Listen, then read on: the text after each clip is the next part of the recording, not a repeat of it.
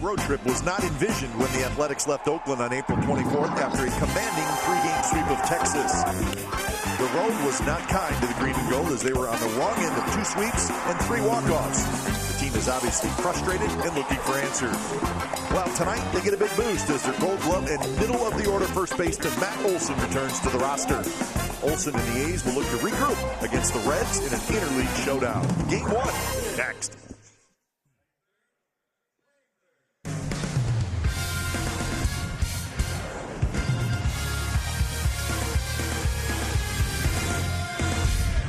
Well, we are set for baseball finally, and we're looking forward to it. Matt Olson, well, he's been looking forward to this night as well. A's are back home to start a 6-game homestand. It's interleague baseball. It's the Cincinnati Reds and the Oakland A's coming up on NBC Sports California, powered by Xfinity. Hi again, everybody, and thanks for hanging with us. Dallas Braden, Glenn Kuiper, the lights. Well, they're still not working, the bank of lights, but that's okay. We're going to give it a shot anyway. We got enough. Good news today, Matt Olson's back in Dallas. He's been out since the 2nd game of the year, but boy, you had 29 home runs last year. Gold Glove player. They really missed this guy. Well, there's no questioning how important Matt Olson is to this ball club, not only on the offensive side of the ball, but defensively as well. You talk about a leader, one of those quiet type leaders, but there is just no replacing Gold Glove caliber defense. But the offense, the protection provided for Chris Davis, Matt Chapman, individuals alike.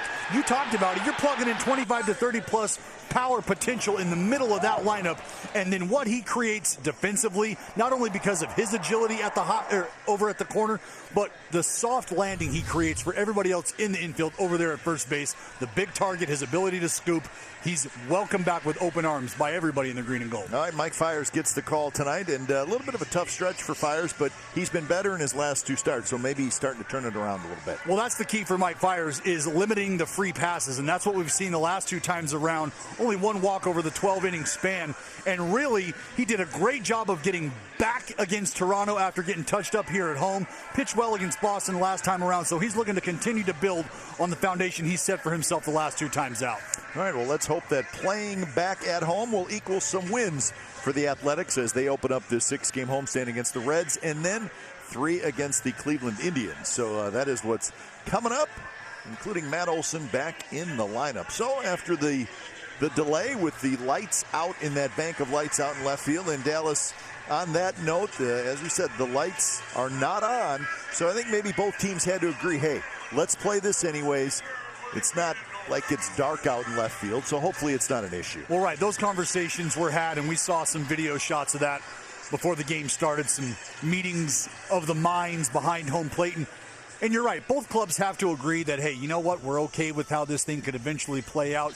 You take care of some issues that might happen or that might come up in the middle of the game. You get all that figured out, and you say, let's go ahead and play ball. And that is exactly what we are set to do. So that's the good news here at the Coliseum. Umpires, they're ready to roll. And so are we. Game time weather for tonight presented by the Santa Cruz Beach Boardwalk. The boardwalk is open. Visit beachboardwalk.com for park hours. So the A's take the field. 57 degrees, so it is a cool night here at the Coliseum, and it's a little bit breezy as well. So let's hope this is a good homestand for the Athletics after what was obviously a very, very difficult road trip. Let's check out the starting lineup for the visiting Cincinnati Reds. It's brought to you by Southwest Airlines. Joey Votto will lead things off. Eugenio Suarez is the third baseman. Jesse Winker is in left. Yasiel Puig is in right field. Derek Dietrich, he's hot. He's the DH. Nick Senzel, fine-looking young rookie in center field. Jose Iglesias, the veteran at short. Tucker Barnhart is the catcher, and Kyle Farmer is at second base. And Mike Fiers is going to get the start for the Oakland A's here, open up the homestand. And we mentioned Mike and the effort he's had the last 2 times around. A little better than how it's gone early on for Mike Fiers. And we mentioned the traffic on the base pass. Only 1 walk over the last 12 innings for Mike. And that, I think, plays a big part in how he will have success. If he can limit the base runners, limit the damage, he'll be just fine. Grossman, Laureano, and Piscotty in the outfield for the A's. Chapman, Simeon, and Profar, and Olson. Matt Olson is back. Josh Fedley doing the catching. So great to see Matt Olson back in the lineup.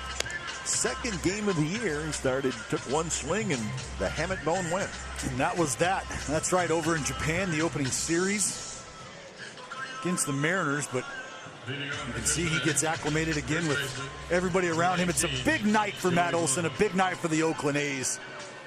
They have sorely missed him, and I can tell you he has missed being in the clubhouse. He's missed being on the field with these guys. So it's a good time for not only Matt Olson, but I think the Oakland A's and everybody to take that big collective breath and blow out the first part of the season. So here is Joey Votto. And Fiers kicks and deals the first pitch of the game, and Votto takes a rip at it and fouls it back. Umpires tonight. Mark Rippiger is the home plate umpire. That's Jeff Kellogg. He's at first base, and he's your crew chief. James Hoy is at second. Brian Onora is at third.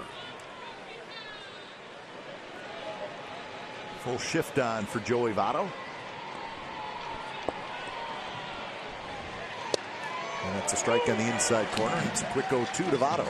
You know, you wonder how many extra card games the umpiring crew was able to get in with the delay. Well, get a couple rounds in, right? They've obviously got to prepare and get ready. Everybody kind of kept at bay this evening. 1-2 to Joey Votto. Votto, really one of the more unique hitters in all of baseball. He's a terrific hitter. Well, he finds himself chokes up, spreads out with 2 strikes. He finds himself in the leadoff spot too. Not necessarily a familiar spot for Votto over the course of his career. Pitch is a little bit outside to even the count at 2-2. But the feel for the strike zone awareness. I mean, this is a man who has really awed people over the course of his career. Not many have quite the feel for 17-inch zones the way Joey Votto does. Popped up, middle of the diamond.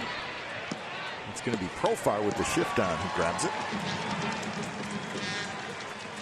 Hey, we got action, Dallas. There they are. They're coming back to life. That's good news. Starting to heat up. Batting in the second position, the third Maybe that's a little foreshadowing. Let's hope so. So how about this, though, if you think about it? So this game delayed an hour and a half, something like that.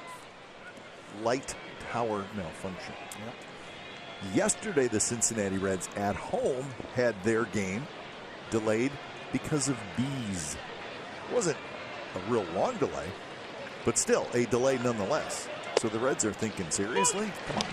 Well, and come on. Kuiper, you could hear it. There was a slight buzz around the ballpark today when we heard that the delay was something we may be faced with. We've been waiting to use that. Eugenio Velez, not Eugenio Velez, Eugenio Suarez, excuse me. Suarez is a little better player than Eugenio Velez. You know, it's something to think about with this delay, obviously, is the starting pitchers and the preparation that goes into getting ready for a ball game. You know, you're thinking, all right, we're going to get a heads up. I'm going to be given at least a half-hour window. That's about how long pitchers are given to get out, get on the grass, stretch around, move around, get your body loose. So both individuals having to make adjustments in their preparation before first pitch. And this is even, tonight situation even a little bit different, Dallas. If it's a rain delay, you obviously look up and you see it's raining and you're like, okay, it's going to be a little while. Well, tonight, 6:30, starting pitcher's ready to go. Right. But that's when we all started to get a feeling something was going on, because there was no players out on the field, and it was 6:45. Well, and typically then you're like, wait a minute, something's up here. Right, and like you said, Kuiper, you've got the Doppler, you've got the radar system going. You've got to feel if it's inclement weather. Sure. People are on top of that, tracking it. You're given windows, if you will. It can quite literally be a flip of a switch here. 2-2 to Suarez. Swing and a miss. He struck it out. So that's the second out here in the first inning. Well, this is what was going on maybe 45 minutes ago or so. David Forst, of course, the general manager, talking to the two managers. Umpires there. Michael Zagaris there. That's important. Confident we're going to get some more of those back. Let's give it 10 minutes. If that happens, then we'll call it 20 minutes.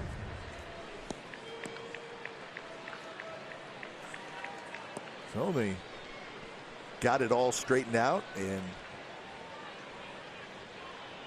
about half the lights in that bank of lights are now on. So that's good news. We just trying to give your guys a chance, trying to give the team a chance to get out there and get going. As a front office, that's what you got to do. Try to get these games in. So David Bell, the new manager of the Cincinnati Reds, in the middle.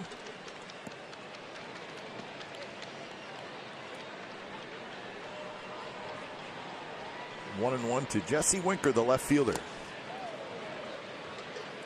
So maybe a few names that in the American League, a few names you've never heard of, but the Reds got some pretty good young players, and this guy's one of them.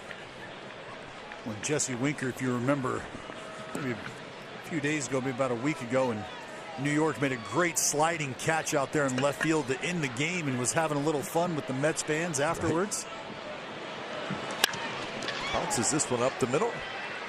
Profiles there, fires it across, and that will do it. So good first inning for Mike Fiers. A's back home, looking for a big homestand. So let's check out the Oakland A's lineup, brought to you by Southwest Airlines. Simeon, Grossman, Chapman. Kendrys Morales, kind of a late add. We'll tell you about that into the lineup. Olsen, Piscotty, Profar, Laureano, and Begley. They're going to be taking on Tyler Mahle out of Newport Beach, California. 24-year-old righty. The fastball, curveball, cut, and changeup. 92 to 94 at times with that fastball. Looking to get these Red Leggings going here against the Oakland A's. A couple teams that would like to get their act together.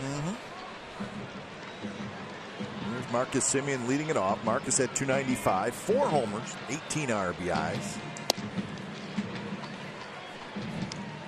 Marcus with 8 doubles. Off to a very fine start.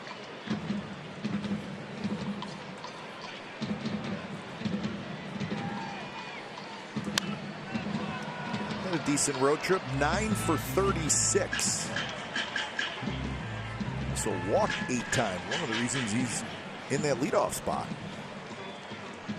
Well, I think those are part of the adjustments that you like to see guys go through as they start to get used to moving around through the lineup, and that's something that Marcus Simeon has done.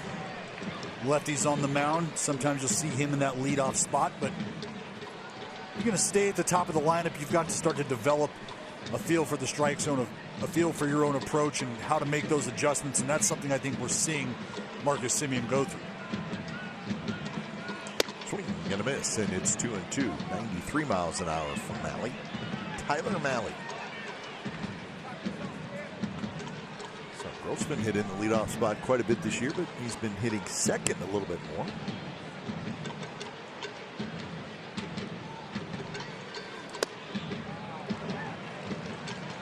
After Grossman, it'll be Chapman here in the bottom of the first. Well, I think it's important for the Oakland A's, especially right now. You want to get those table setters going, whether it's working an extended at bat. And that's what that was, and it leads to a walk. So the A's have their leadoff man aboard. Defensively for the A's, or for the Reds, excuse me, they have Winker left, Senzel in center, Puig in right, Suarez, Iglesias, Farmer, and Votto on these. The Tucker Barnhart, he's got a gold glove. There he is. Won a gold glove a couple years ago. Think of gold gloves in the Cincinnati Reds, you think of Johnny Bench. That's right. The benchmark, if you will. The gold standard. There's Grossman, who takes inside. Grossman's average at 212. He's got 3 homers. He's got 9 RBIs. 3 doubles for Grossman.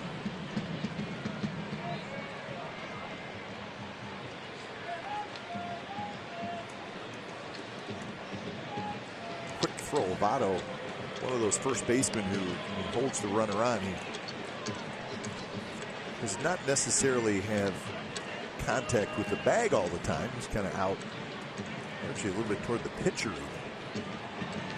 And there's a couple different ways to kind of go about that. A lot of it has to do with, one, how frequently the pitcher does pick over or likes to pick over, how frequently that pitcher is ran on, ultimately how well the pitcher can manage or control the running game. If you're somebody who can keep that running game under control, keep that runner close, and provide your first baseman with a little bit more opportunity to bounce off the bag and cover up that hole. And really the question may be, well, if he's playing up like that, how are you going to pick somebody off? But how often do you pick somebody off? Well, as opposed to maybe giving yourself a little more range at first base. Right, and the idea for a right-hander, if you don't have a great move over there to first base, is to indeed control the running game, meaning let me keep him as close to first base as possible. So if I'm able to execute and get a ground ball, I give my infielders an opportunity to make a clean turn. No disruption at second base, whether it's a hard slide. None of that to worry about, all because you've done a good job of varying looks and controlling the runner at first base. A little bit inside, and now full count. We'll see if Marcus Semien takes off. Full count.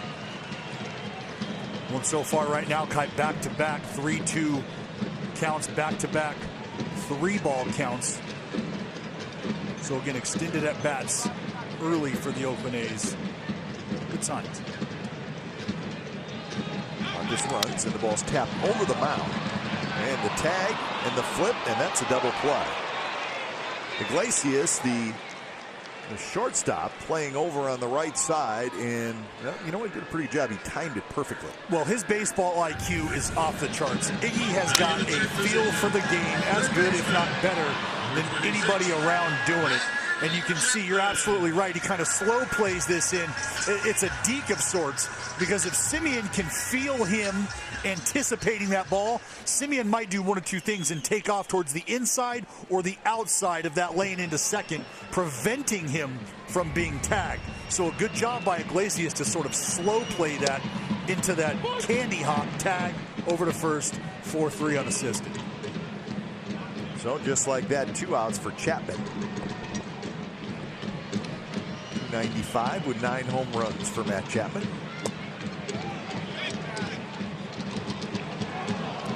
is Jeff Kellogg who said that Chapman won around.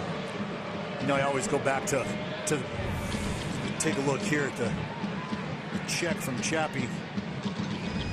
Yeah, could have went either way, I guess.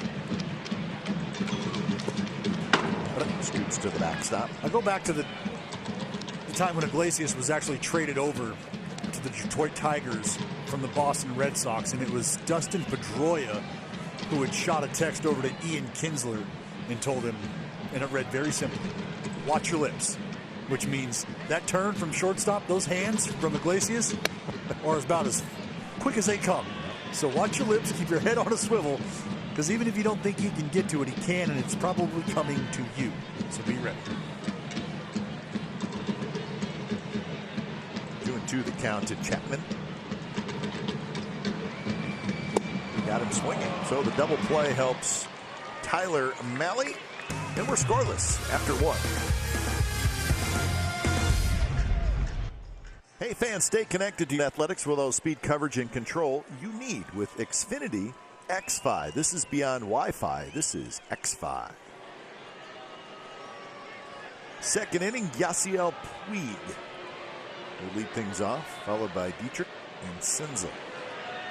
Puig shows bunt. Still very strange to see Yasiel Puig in a different uniform. You're so used to seeing him in the blue and white of the Dodgers. That's right. I'm going to tell you, he had himself a nice return to Dodger Stadium. That's right. Take the big man deep. Big man being Clayton Kershaw. Yeah, how about that? You make a trip back to the Ravine. First time as a visiting player. You got the big lefty Kershaw himself on the mound. Take him deep. No big deal. 2-0 here. Mighty swing by Puig, and he will take a rip. And that pitch right there, that's a big pitch from Mike Fiers in a 2-0 count, and you would love to see some more of that out of Mike. He finds himself behind in the count, executes that cutter down and away. You get the swing from Puig. You slow him down off the heater. And that one is hit deep to center. Laureano's going back. Laureano at the wall. He's got it. Sounded good. Sounded good, and this one felt good. Similar to the ball we just saw leave the bat here. Slightly to the left, just to the left of center field. Back at the ravine on Jackie Robinson Day. I think he hit that ball pretty well. He got it. So Puig dejectedly walks back to the first base dugout. Here's Derek Dietrich, who takes a strike in the outside corner. Dietrich is the designated hitter. He's a hot hitter. He's got 9 home runs. You know, that's the second time we've seen guys square around. Obviously Puig this last time, and now Dietrich. There's going to be a lesson to be learned. They're looking at Matt Chapman playing in at the shortstop position as the third baseman in this shift. And our friend D. Gordon up in Seattle knows all too well about how that story plays out. So it'd be interesting to see with the way Dietrich's swinging the bat if they try to take advantage. Reach for that one and pokes it foul. So Dietrich, last 4 games, 7 for 14 with 4 homers and 8 RBIs. Be careful. Raking.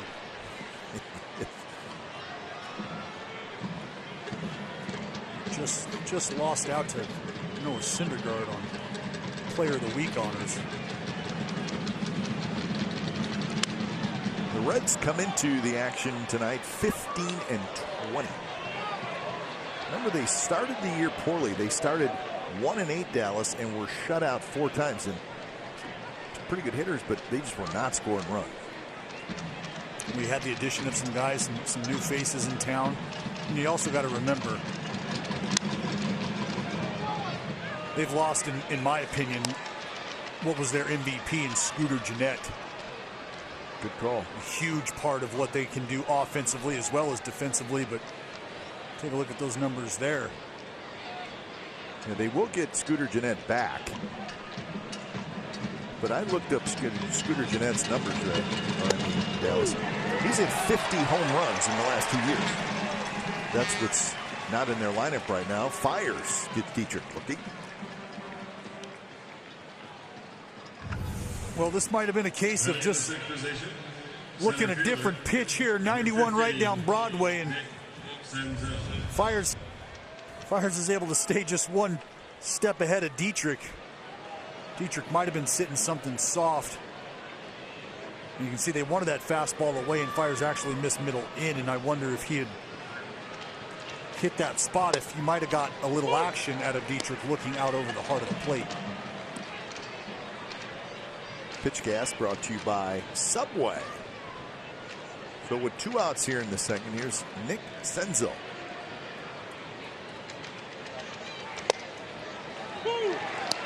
And for Reds fans, this young man's a big deal. Burst onto the scene. 2nd overall pick in the draft a couple years ago. And already in the big leagues. He's got that look, doesn't he? He's got the pop.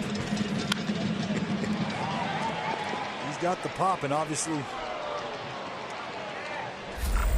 they're going to welcome it in Cincy. Go back to Friday. Take a look at the first knock. Kind of funny how these things play out. Grown man hit that ball. Doesn't matter. The picture's going to go up on the fridge. Puig, not interested in souvenirs. Doesn't matter. But he's got juice. Yeah, well, that ball that he hit right there, first big league hit, he made up for it later on because he hit 3 home runs over the weekend against the Giants. Nick Senzel, and that was his first big league games. Yeah, a couple of Oppo tacos. Balls out to right field, power to all fields. was the second overall pick in the 2016 draft. Went to the University of Tennessee. So the Reds think he's the real deal. Just beginning what they think is going to be a terrific career.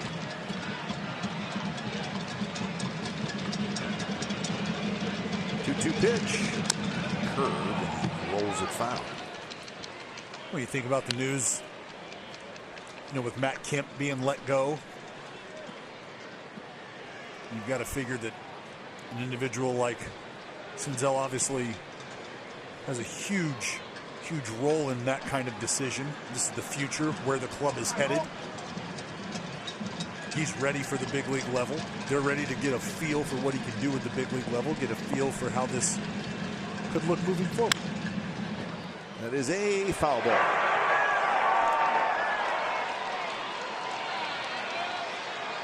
So Senzel will get another shot. Yeah. Take a look down the line. And now watch Chapman's feet here. He loses his footing. Right there you see him slip with that right foot and still make the throw. Kind of grimaced a little.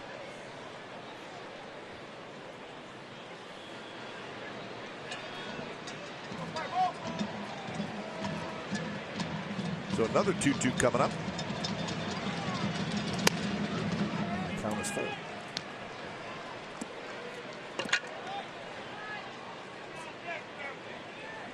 Iglesias would be next.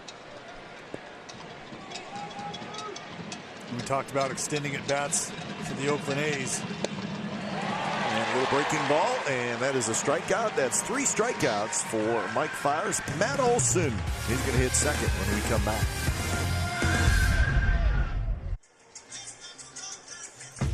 Take the A's on the go this season and stream the games on NBCSportsCalifornia.com and the My Teams app. Brought to you by your NorCal Honda dealers. Well, we didn't quite start on time tonight, but come on, get to the ballpark. So the game doesn't start on time doesn't mean you're going to leave early. No, and you know what? I'm not leaving early. I feel like in a day and age where canceling plans is almost kind of like making plans. You made plans to come to the ballpark. Well, you're here, and they've kind of canceled them on you. Stick it out. 2-0 the count to Kendrys Morales.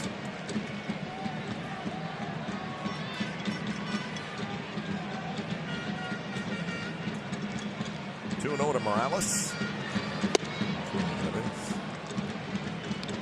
Morales was not in the original lineup. Chris Davis was as the DH, but Chris Davis, of course, banged into the sidewall guardrail, railing, protective, whatever you want to call it in Pittsburgh. And he's a little banged up, a little bit sore. It was his upper hip right at the bottom of the rib cage. That's right where he ran into that pole. Well, and you're kind of playing with that side area. Be careful. So then Chris said he was in there originally, still a little tender. He'll take an extra day off. Think about the intercostal Area, which it's what that pole in Pittsburgh hit. Chris Davis made a great play reaching into the stand. 3-2 pitch, and there's a shot, and Morales is a hot hitter. So he's got a leadoff single, and that'll bring up Matt Olson, and listen to the ovation for the big first baseman who's back in the lineup. Batting in the 5th position, first baseman, number 28, Matt Olson.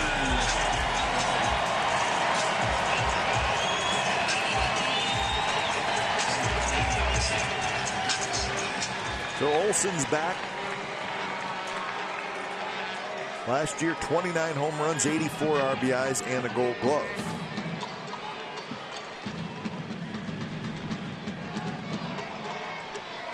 First pitch to Olson. He's a little bit inside. That injury to Olson happened in the second game of the season over in Tokyo. It was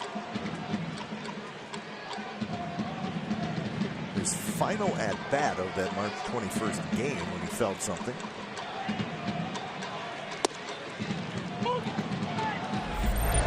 go back.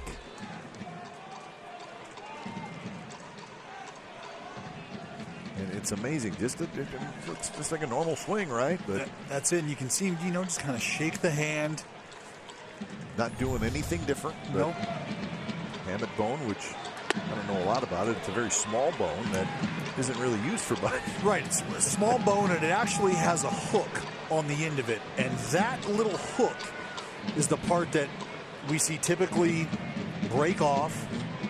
It causes the issues. That's what has to go in and be removed. Very uncomfortable for those guys grabbing the bat.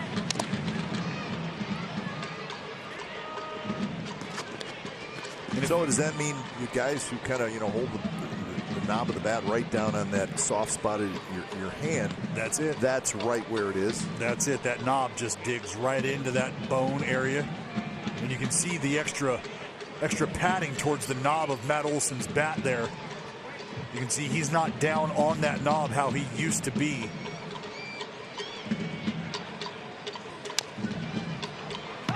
Yeah, the count stays 2-2. And that just prevents that round edge, that round knob from digging into that tender area. Kind of reminds you of Barry Bonds, the way he used to have that bat handle taped and tapered down. Morales short lead at first. A high fastball, 93 miles an hour, and Olson strikes out. Well, and you wonder if with some velocity, they might try to go up and out of the zone and chase and see if that hand is right against Matt Olson. And Ole is anxious. He's excited to be back in the lineup, wants to pick up the slack, wants to do some damage early. Exmo brought to you by Cache Creek Casino Resort, Dallas. And he'll have plenty more opportunities, Kuiper. So here's Stephen Piscotty hitting .243, 4 homers, 16 RBIs for Piscotty. He's got 6 doubles. He's got a triple.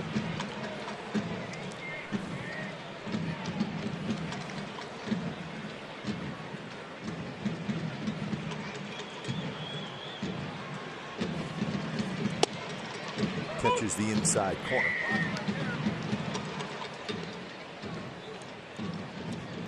See Tyler Mahle now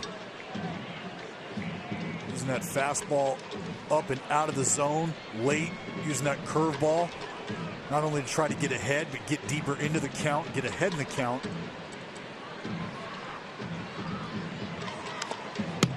And Piscotty swung at it and almost hit him.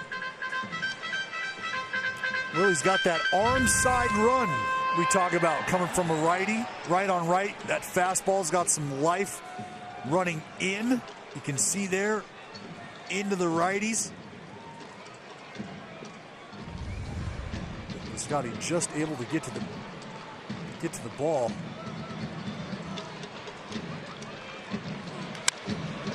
Grounded toward third, fair ball. And we'll throw to second out there. Throw back to first, not in time. So Suarez made a nice play on his throw to third. Let's go to that Davis injury on Sunday in Pittsburgh. Yeah, tracking the ball down the left field line. Playing shallow, doing a great job of getting over there. Makes the play, and you can see him extend himself over the line, but right there, that railing. And we talked about it, Kuiper, right there. Intercostal. You don't want to play around with that. You think about everything we do on the baseball field and how rotational it is. Then you think about the kind of power that Chris Davis possesses, the sort of torque he creates. And even with the off day, a little banged up, just not feeling right after BP, you do the smart thing and you put that 40 to 50 home run power potential on the shelf for a couple more days and bring it back out when it's ready. 0-1 the count to Jurickson Profar.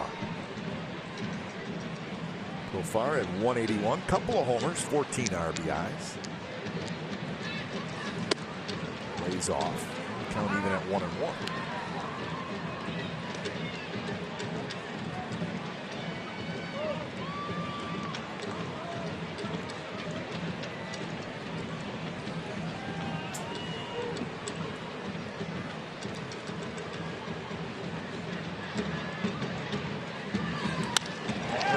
base hit down the right field line. Over there is Puig. Puig has trouble picking it up. They're going to wave Piscotty home. Here comes Votto's throw to the plate, and no, he's safe. Very close play at the plate. But the home plate umpire, Mark Rippiger, calls Piscotty safe, and the A's take a 1-0 lead.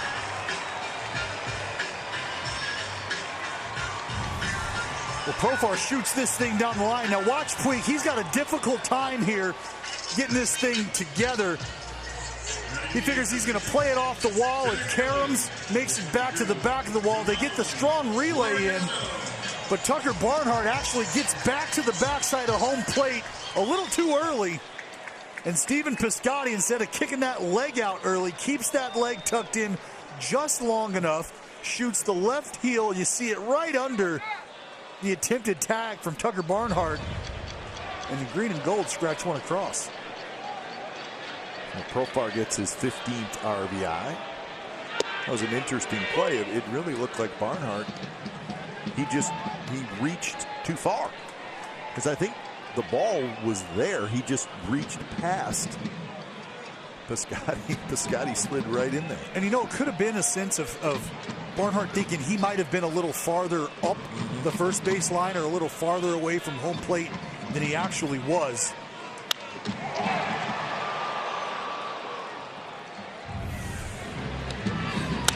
And a pretty good relay, but watch here. Puig has to make a decision. He can either go and get it or let it play off the wall. He chooses the latter. Makes a strong throw into Votto, who makes a good throw into Barnhart. But again, Barnhart had to go up the first base line and get that ball. You see, just right there. He does his level best to try to let that ball get as deep as possible.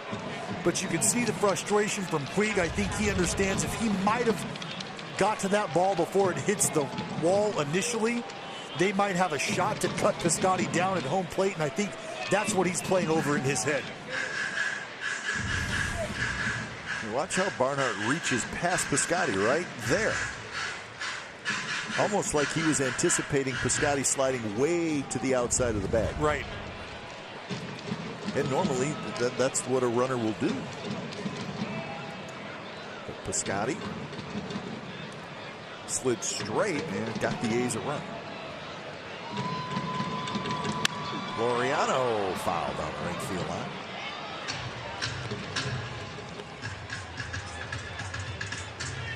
A's president Dave Kaval is going to join us next half inning. He's got more big news. Dave is the bearer of good news, big news. So when he comes in our booth, we got action. We know we got action. It's rally time. High fastball swing and a miss. A run for the A's. Profar's RBI double. A's lead it 1-0 after 2. Dave Kaval in the booth when we come back.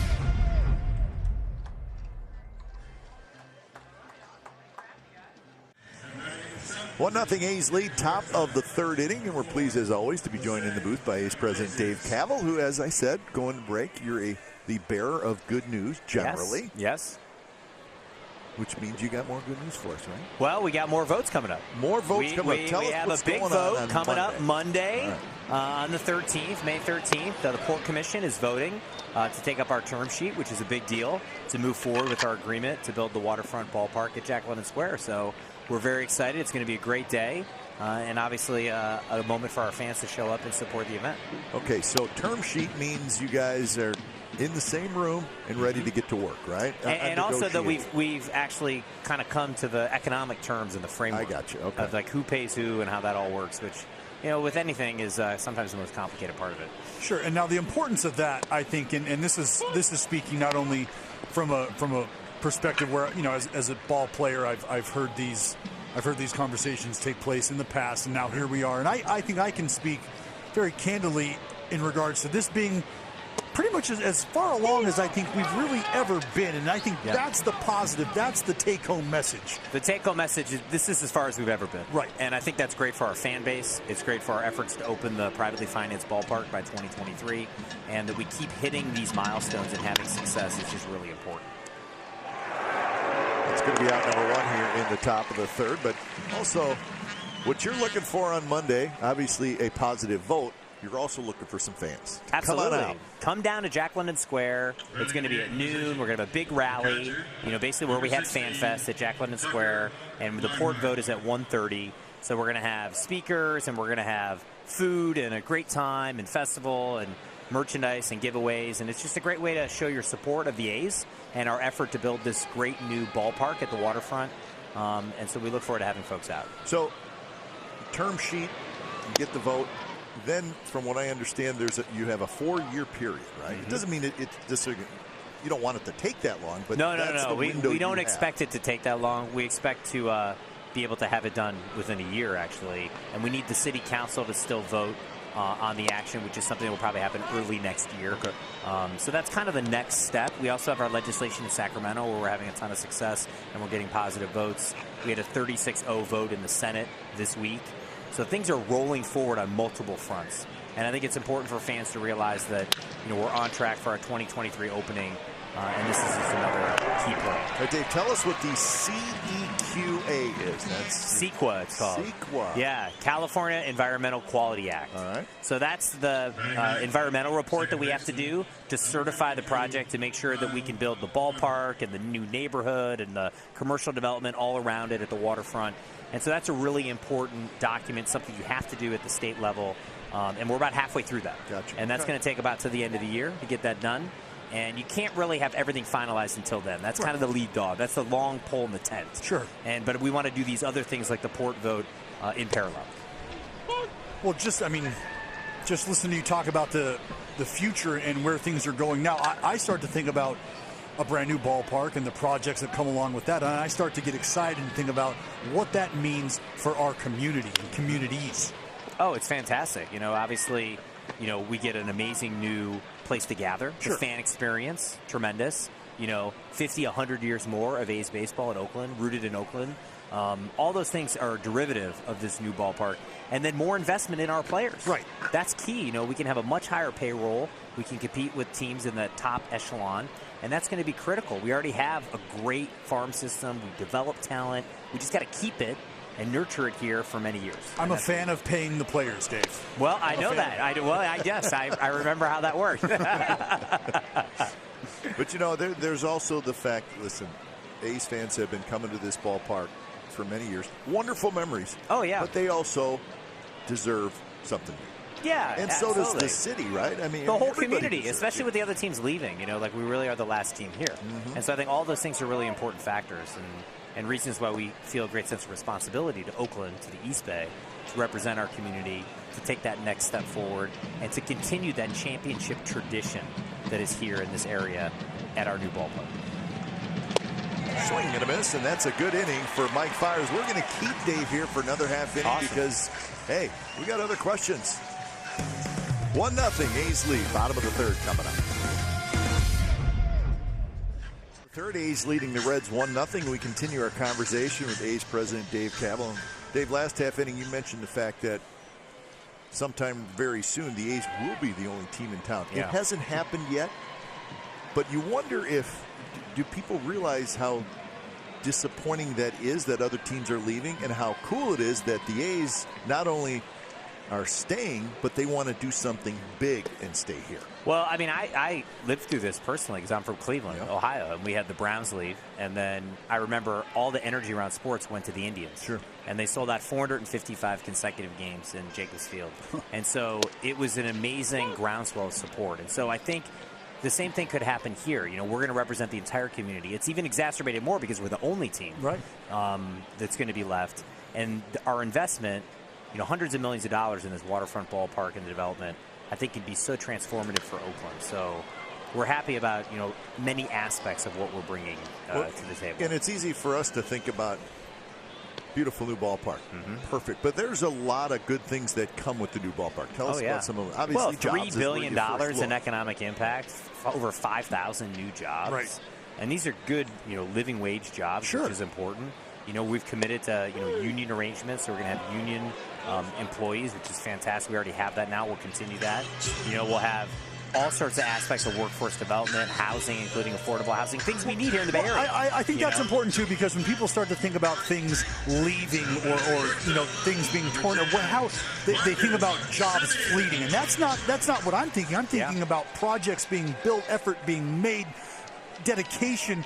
That takes jobs. That takes people to make that stuff happen and make that stuff. And I think something else I think about that I think fans might not have a complete and total grasp on. Simeon's going to be aboard. Looks like it's going to be Aaron Suarez. Is the idea that the Coliseum is still very much a part of the future of this vision.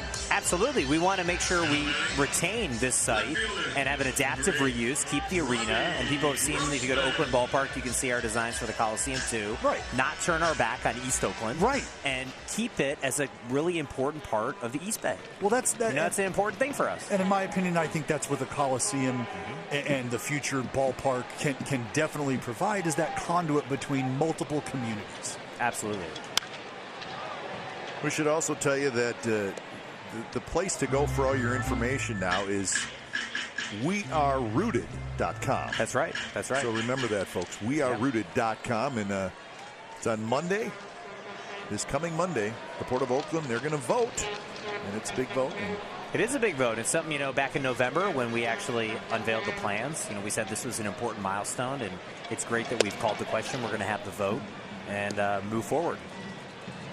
We want to make sure our fans come out for the rally and really support us. It's going to be it'll be a great showcase of, kind of like our, fan fest down there at the waterfront, just a stone's throw from where we're going to build the ballpark. It's pretty cool. He's have a one-out runner in Marcus Simeon. And it sounds like, in reading at least about the ballpark itself, in the areas around, you have made some tweaks, some changes recently,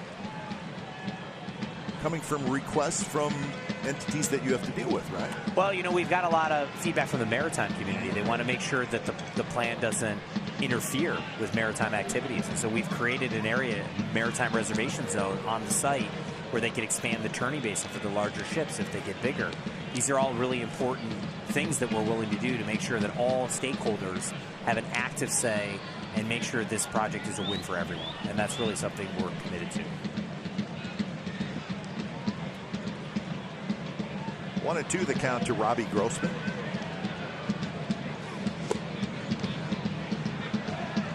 So 2-2 the count. Well, we look forward to the information you continue to give us, and everybody's pulling for you. Well, it's a team effort. We have a great team of people working on it. It's a lot of dedicated time and effort to make it happen, but I think everyone feels we're pulling in the right direction. We're having success. That really creates more momentum and energy around the entire project. And I think too, and you guys mentioned it, maybe the most important thing is, A's have gone through the San Jose situation, the Fremont situation, other situations, but this is, as far as you guys have, we're in uncharted territory in many ways for the A's ballpark part of it, really. Yeah, so. And we're getting closer and closer to that, groundbreaking and, opening day. It's pretty cool. I can tell you, as an individual who went from being a fan to a player and now back to a fan and wearing a little different hats, I'm very excited about the potential. I'm very excited about the collective effort. So Grossman is called out. Dave, I know you got a couple other stops to make. We're going to let you go. Awesome. Thanks for having me, guys. Again, and appreciate it. Yeah, definitely. On Monday, we'll be cool. Go A's. Yes, sir. We'll be up in Seattle, but we're gonna be counting on it. Let's make it happen. Let's get a big vote. Yeah, we're going to do it. I am undefeated. You're right. No pressure. Whole team's counting on it. I know.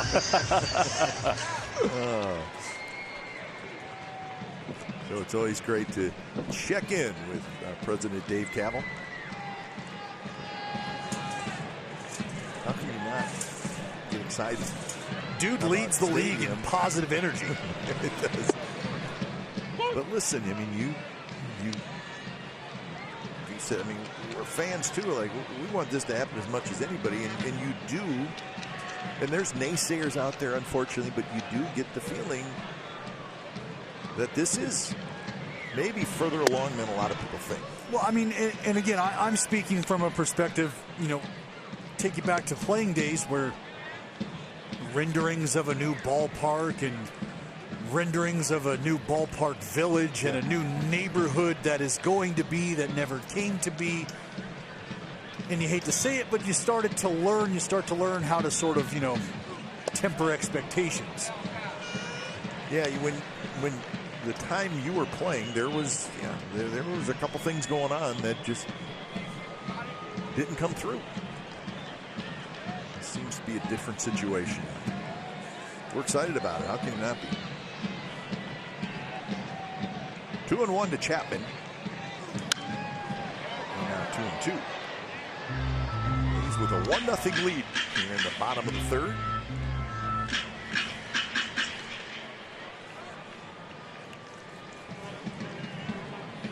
Chapman struck out first.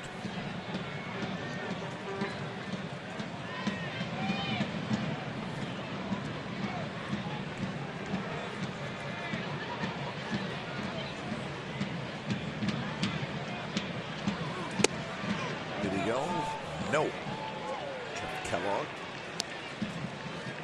So 3-2, 2 outs. Simeon will be off with the pitch. Another good check by Matt Chapman. Another full count for Tyler Mahle. Pitch count up at 57 here. Still just the third inning.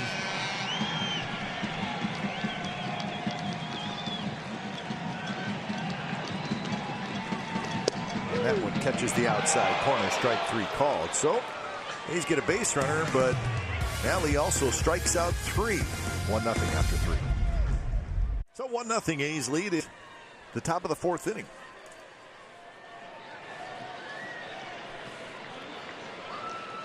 Top of the order. Mike Fiers 9 up, 9 down with 4 strikeouts. So he's been extremely sharp in the early going. Settling in. And I think that's going to be big for Mike. I mean, we've talked about him limiting traffic on the base pass the last couple times around. But as we've seen Fiers work throughout the season, I firmly believe Mike's a guy, if he's able to get ahead of guys early, he can settle down early. And that's when he really starts to groove, really starts to... Piscotty's going to have a play. Looks like Votto got that one off the end of the bat a little bit, and that is out number 1. And we got a special happy birthday to that young man right there. That groundskeeper, Clay Wood. And we're not going to say his age because that's not fair, but we're going to say he's as close to 50 as you can get. Yeah. Without being 50. Yeah. But I don't want to say his age. If there's a number higher than 49, but just under 50. Exactly. Plus, you know what I was thinking? I was thinking the last 2 days we've had birthdays really for 2 Bay Area legends. Willie Mays yesterday, Clay Wood today. Say hey. I mean, and I'm say saying, Clay. 2 of the great Bay Area names often mentioned in the same sentence. So, happy birthday, Clay Wood. He's one of our favorites. 2 guys that held down center field. Right? It's a little differently. They both cover some ground, couldn't they? And Clay's a good man. He works hard. We tease him during football season, and he gets mad at us, but he really doesn't get mad. So 2-2 the count. So it's a big night at the ballpark. It is. Woody's birthday. Anything else going on? I believe somebody's hit their 1,000th game mark. Kuiper. Really? That's right. Is it an announcer? The magical voice of that man right there, Mr. Dick Callahan. Got a little sinker going. Hold on. Yes, sinker guy. Don't give up on it. Turned it over a little bit. He's a big pronator. Dick Callahan tonight is working his 1,000th big league game, and we loved it. He was awesome. And really, how he's not the PA announcer with the Warriors anymore, I don't know. I mean, he was awesome with the Warriors. Shooting 2. But that's for a different story. We love Dick Cal. Look at that. I mean, it's just, look at, he's got people around him.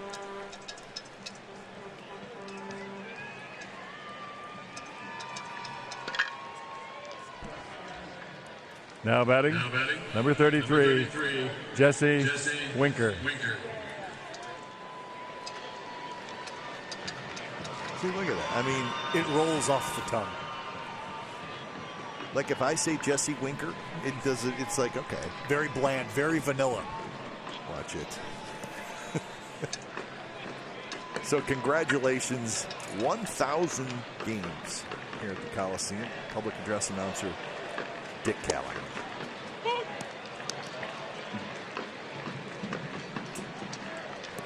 There you go, Mikey, working that cutter in against the lefties early. We talked about that pitch being a pitch that he's able to utilize to get back into counts. See him use it early to try to dispose of the lefties. Get them out of there. 3 pitches or less if you can. Typically the mindset of a starting pitcher, you want to limit the life of these at-bats. Hit hard but foul. Speaking of the cutter, Cut Me Mick. Good title. And you can see over the last 5 starts the usage there. But the last 2 starts, and I feel like that is Mike starting to get a feel for how and when he wants to use that pitch as opposed to just throwing that pitch. And there's a difference between having a pitch in your arsenal that you can throw and understanding how to pitch with that pitch. Ahead of Jesse Winker, 0-2. Pitch is high. And just to kind of elaborate, give myself for an example, I threw a slider, had to learn how to pitch with a slider or learn how to pitch with a cutter. 2 very different things. Bounced up the middle. That's Chapman, but it kicks off his glove. And see what the ruling is there. Chapman with the shift on, ranging far to his left. If it's a hit, it will be the first hit of the game. Well, it's tough here. You see this ball. That second hop on the dirt right there, that thing's got a little top spin and starts to kick up. You see it kick off the dirt, hit the grass, and that spin right there Now batting, number 66. creates that top spin off the heel. So it goes as an E5. And with that being the potential first hit, I'm not surprised that was ruled in. Yeah. Now, that doesn't mean they couldn't change it if a hit does occur at some point. Here's Puig. Pitch is outside the Yasiel Puig. Puig hit a long drive to center field. He really crushed one. Just did not carry anywhere. And Laureano got back near the wall and made the catch. Cool nights in the East Bay tend to humble the strongest of individuals. Puig's batting average just .207.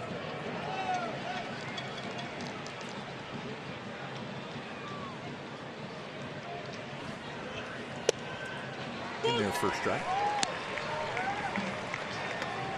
So is that the cutter right there down 84 miles an hour? And you see him starting to shape that pitch a little bit.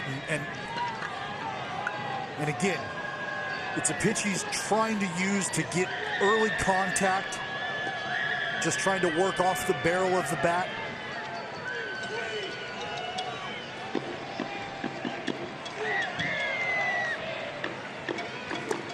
And a miss. Puig kind of jumped at that pitch. Well, that's what that cutter will do, is it adds just enough of a wrinkle to get him off the fastball, to speed him up, get him aggressive. And now you drop that curveball, change some eye level, slow him down. And now you've got Puig in protect mode. You've got Puig in swing mode. You can bury this curveball.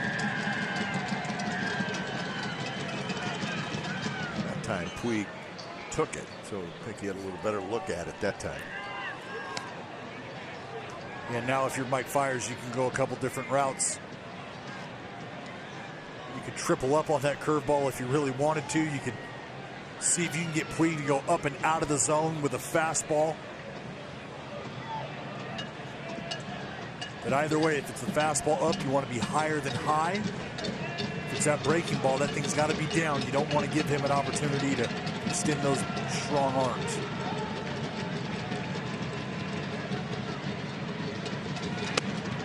Up and away. So now it's a full count.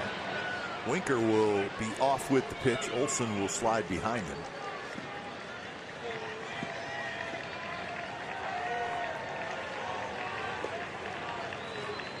Not much to the right side for Yasiel Puig. I don't know that he tries to hit the ball to the right side. It may happen occasionally.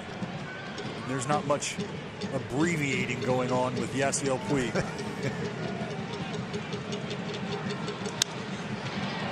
Shallow center. Laureano's there. And he's got it. So an air, a runner left, but nothing else for the Cincinnati Reds. Congratulations again. Game number 1,000 for Dick Callahan.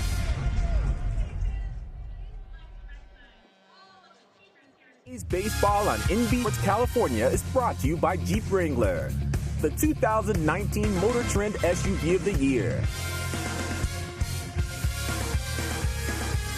People always enjoying the treehouse. Watch a couple innings, shoot a little stick. You're a good pool player, aren't you? I'm not going to call myself a shark, but I'm just saying. I'm terrible. I can cover some felt. I can cover some felt. One of the worst pool players ever. Of course, I never practice. Morales is going to be retired. All right, let's check out our T-Mobile news and notes for tonight. What's going on? Well, Matt Elson, not the only young star making his return. Shohei Ohtani came back tonight. He was part of a win for the Angels. Ohtani went 0 for 4, did pick up an RBI. Will any team sign Dallas Keuchel? He said he's not going to sign till he gets to what he thinks is fair.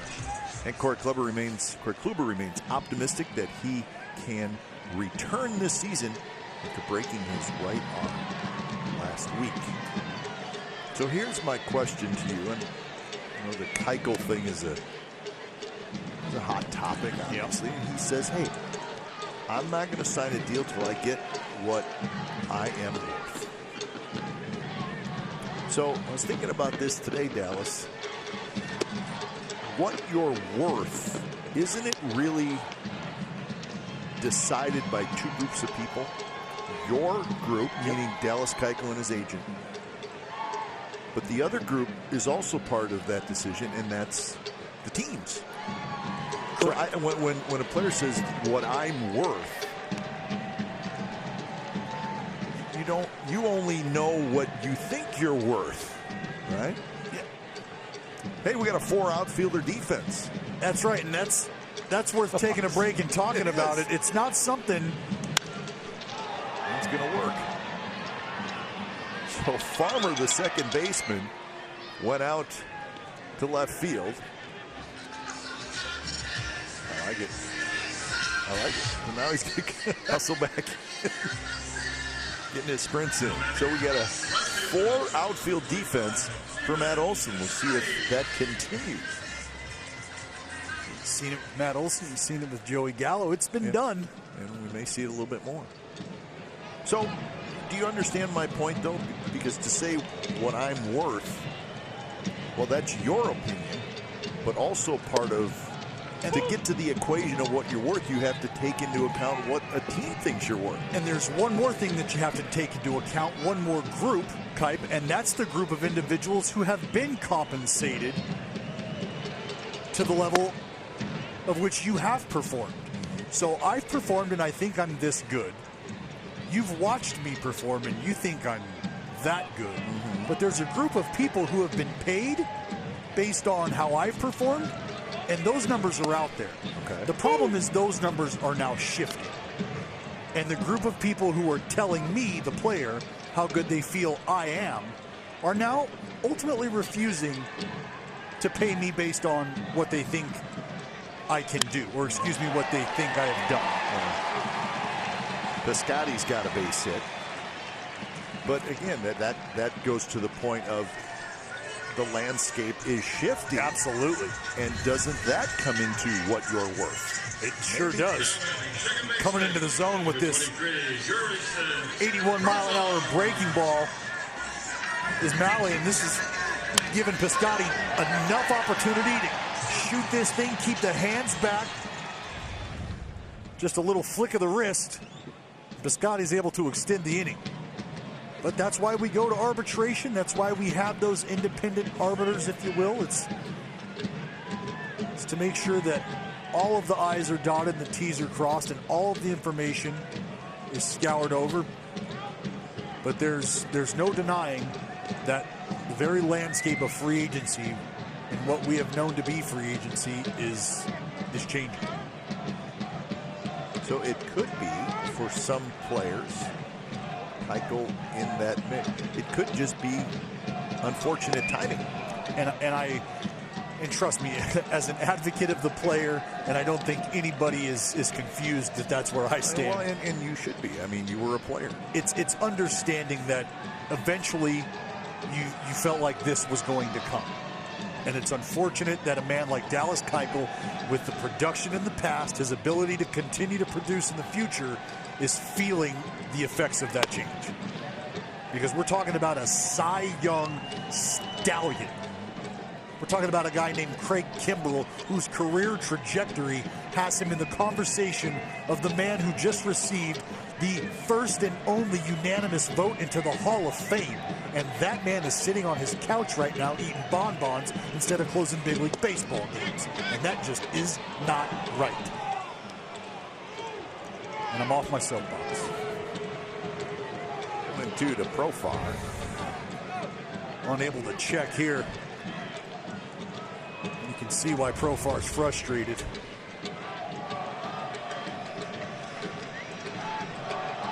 Profar has the game's only RBI. He doubled into the right field corner in the second.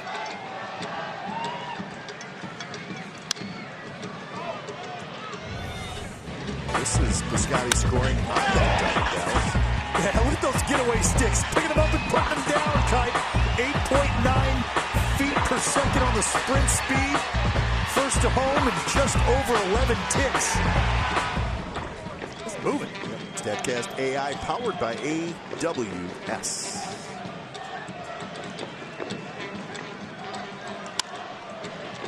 Nice play by Joey Votto. He was playing on the grass holding the runner. He does a dive to his right, makes the play, and the side is retired. Fifth inning coming up.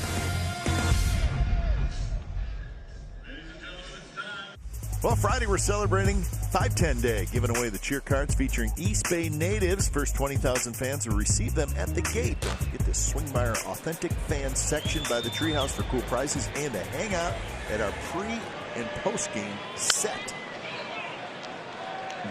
510 Day on Friday. Big day. May 10th. May 10th.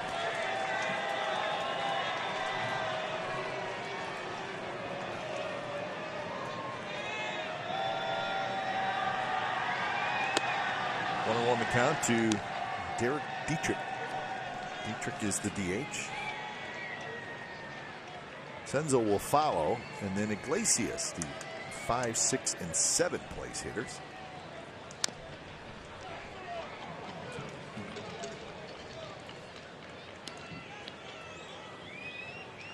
Joey Votto okay. One went right into the Reds dugout. Take more than that to get rid of the Mountie.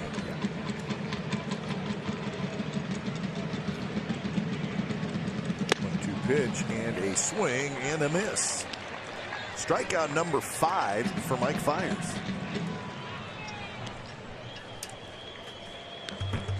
Well, Play Ball is MLB's initiative to inspire all forms of baseball and softball participation, making play opportunities available and fun for everybody. To find a youth organization near you, go to playball.org/playballnearyou.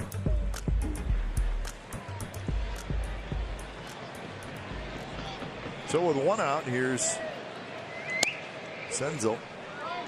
Nick Senzel.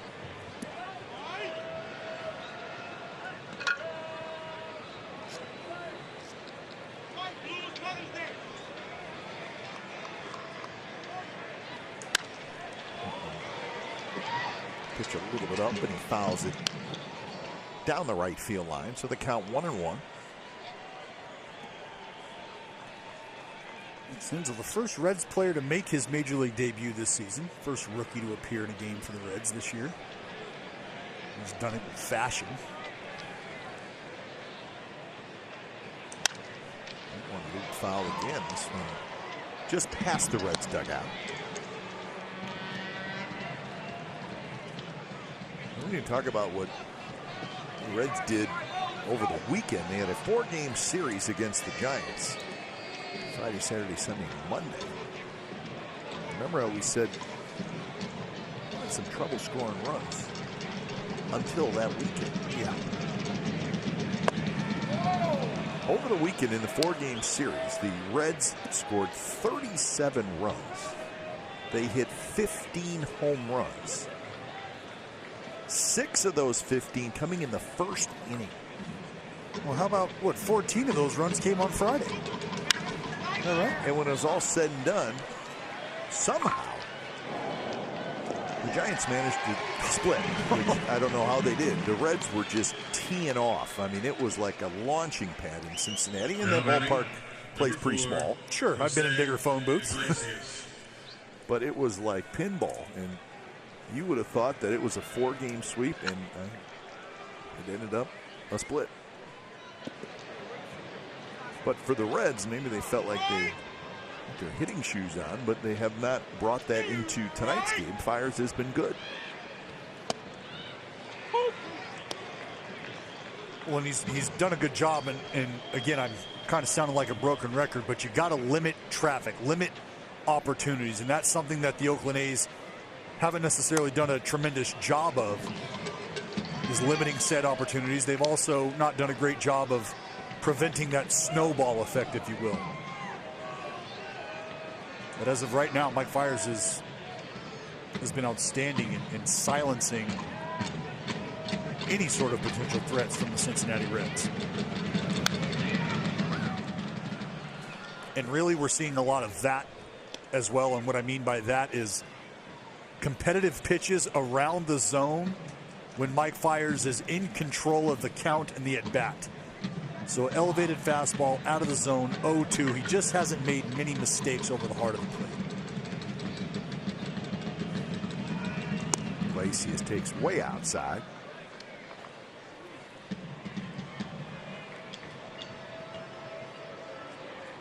You know, Kai, those are signs that a guy is really starting to get back on track, as well as you start to see that command come back. He's had it tonight. Fiers last start in Boston, he only went 5 innings, gave up 5 hits and 3 runs. And it was a series where the Red Sox were throwing out good at bats. Yep. Really the whole series. But he only threw 64 pitches.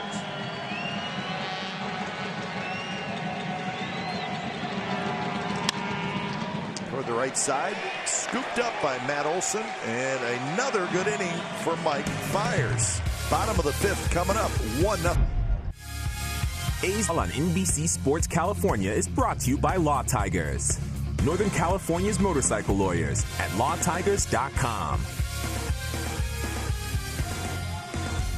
Bottom of the 5th inning, the A's with a 1-0 lead. Their only run came in the 2nd inning.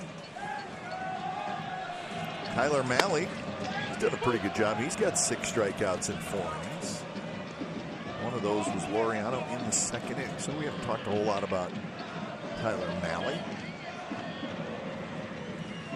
Your research, Dallas, is very extensive for each and every team. Tyler Mahle had a couple big minor league moments. Is that true? Yeah, no hitter in 2016, and I believe I believe he was perfect in 2017. So he's got the flair for some big outings, some big games under his belt. Whether they be at the minor league level or the big league level, always very special anytime you're able to put an outing like that together. Well, he made 23 big league starts last year, won 7 games for the Reds. So the Reds do have high hopes for him. Well, and after those seasons, the 2016 and 2017 seasons respectively, he was rated by Baseball America as a minor league pitcher with the best control in the organization. He also was rated the best control pitcher in the Southern League.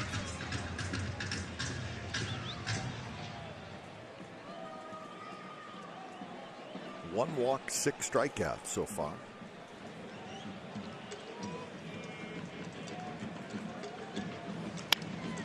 And he grabs that one. Flips to first, and that's out number 1. All right, here's our upcoming calendar presented by Wendy's. You see the homestand, 3 against the Reds, 3 against the Indians, and then back out on the road for another 3-city trip. 2 in Seattle, 4 in Detroit, and then after Detroit, it'll be 3 in Cleveland.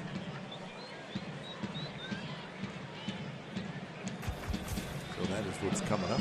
The Indians, the Tribe, is coming to town.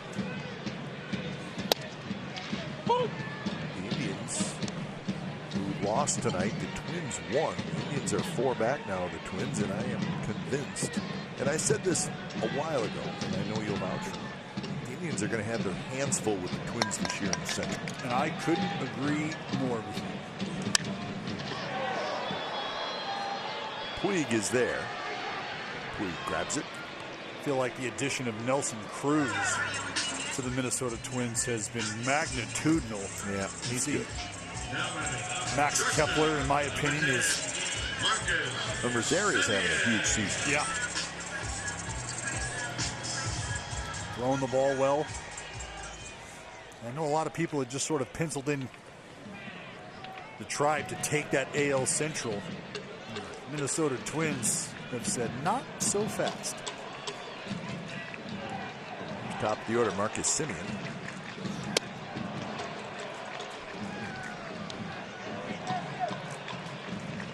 So where Ohtani came back tonight, and the Angels did beat the Tigers 5-2. So the Angels now 16 and 19 on.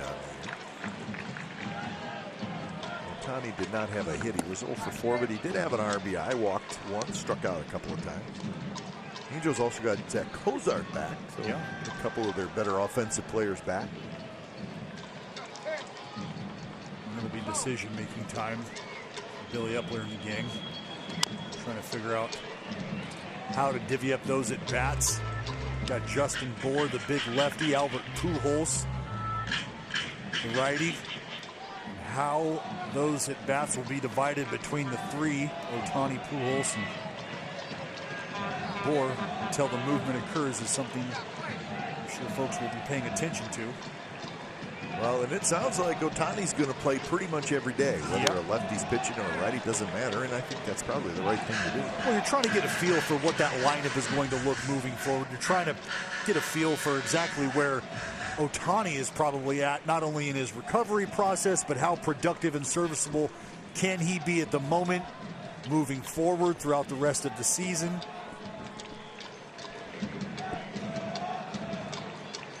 1-2 pitch. Another foul ball.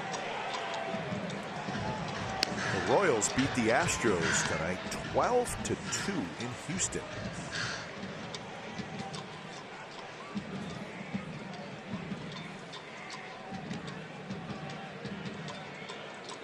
The Royals hit 2 grand slams in that game.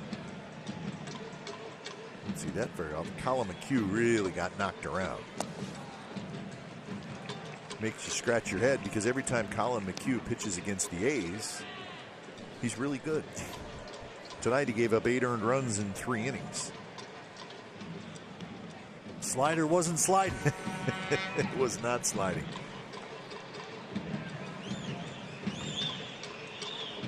Good battle here. Malley and Marcus Semien, and that one was lined to right. Puig coming in. Puig caught it. Well, he got a great jump, and that was a heck of a play by Yasiel Puig.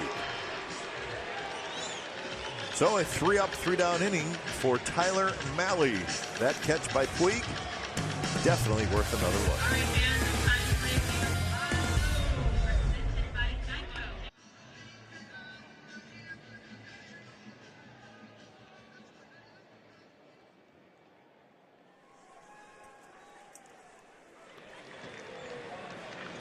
All right, 1-0. A's leading the Cincinnati Reds.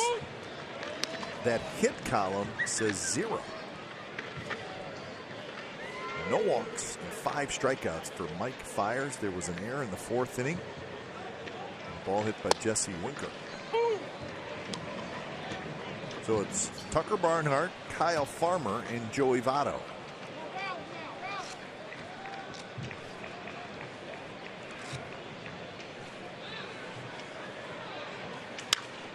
Tucker Barnhart is a switch hitter.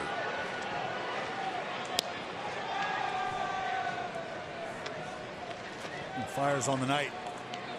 10 out of 17. First pitch strikes.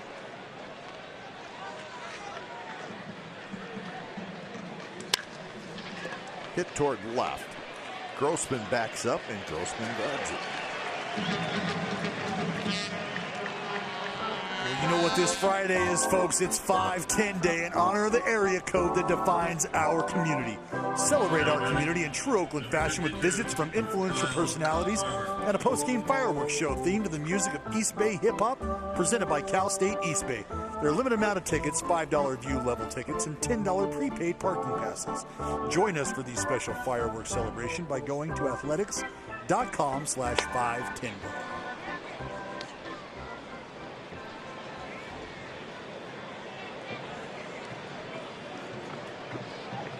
That's a 6:35 first pitch on Friday. Yep. Good pitch by Fiers, and it's 1-1 to Kyle Farmer.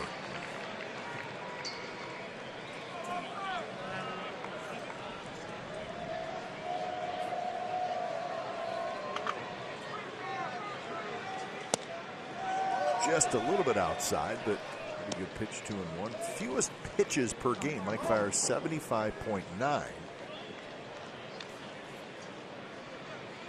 This is Fiers' 9th start. Not going to be an easy play. Profar hustling over there. Profar dives, and he caught it. Jurickson Profar with a terrific play heading toward the line. And I'm telling you right now, Kai, you're not the only one who knows exactly what's going on that scoreboard. Everybody on the field is in sellout mode. You can see Profar ranging hard and far to his left, communicating, I got it, making sure everybody knows I'm going to be the one selling out here. Full extendo, back behind himself to the left. And Mikey, he's a fan. Incredible effort by Profar. So 2 outs, and here's Joey Votto. Votto in the air, center field. Laureano back. Laureano at the wall. He leaps, and he caught it! He did it again! This one takes a home run away and keeps a no-hitter going. Laser Ramon does it again.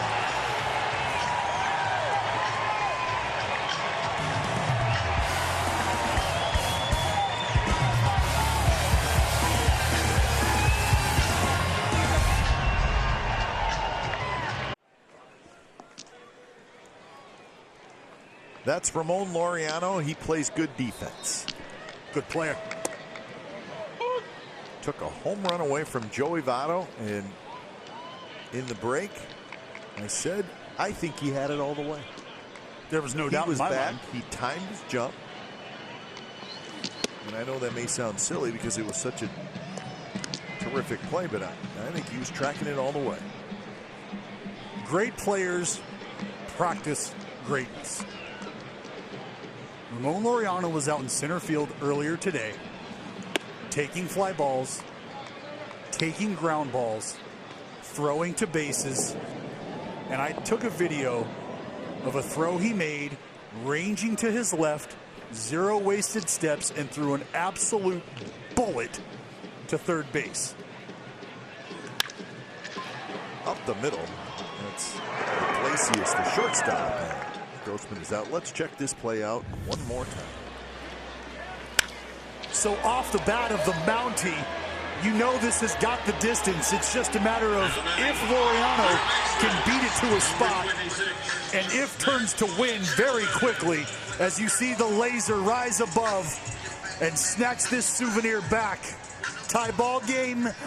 Nay, not so much. Fire up the fog machines, folks. It's time for the laser show.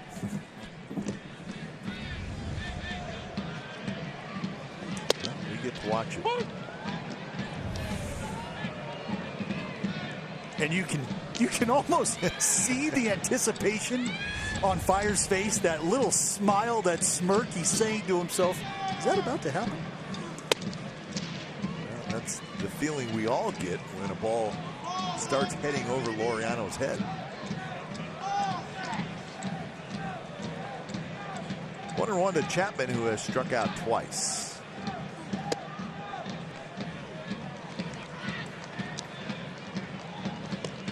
Look at that changeup there from Malley. Good movement, good depth on that pitch.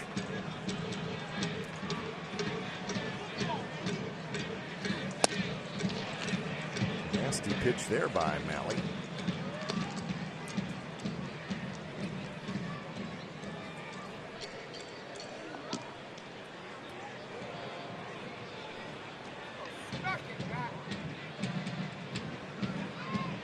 Malley kicks, and the 2-2 pitch missed outside.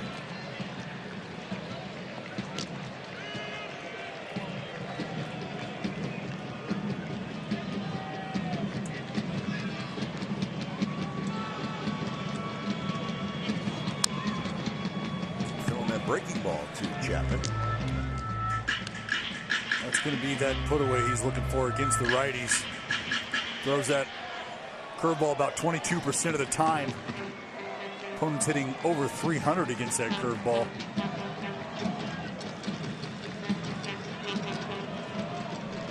See if he throws it again. Fastball right on the corner, and he struck him out. So 2 outs. Here's another one of Laureano's gems. But get familiar with the My Teams app, folks. Laureano's going to show it to you a lot. And how about the throw? Look, the catch was great, but he threw it into section 485, row Z, seat 3000, and was still able to make the double play on the back end, and everybody very excited about it.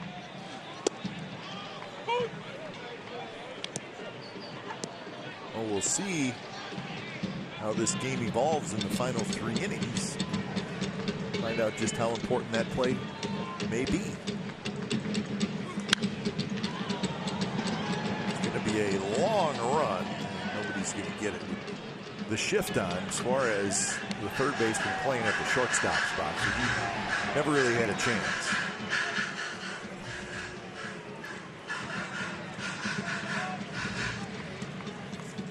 Oh, 0-2 to Morales, who has singled and hit a fly ball to left field, and he's been a hot hitter. And you know, Kuip, I know they're in different positions in that shift, but it shows you how spoiled Oakland fans are with Matt Chapman. See Suarez up towards second base. Chappie usually somewhere in the middle of that shortstop area, but you've seen him range all the way out to the bullpen mounds. Strike 3 call, the high strike, and a couple more strikeouts for Malley. He's got 8 in the game. 1-0 A's. A's Baseball on Sports California is brought to you by Kelly Moore Paints. Go where the pros go. Kelly Moore, the painter's paint store.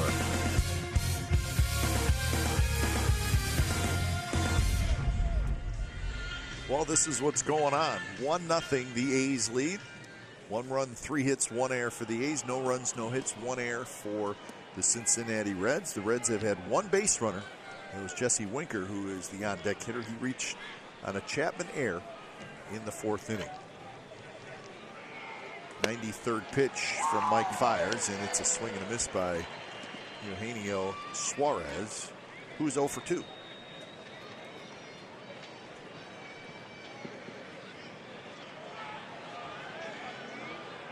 Suarez, Winker, and Puig. Swing and a miss. 0-2. Bottom fell out of that one.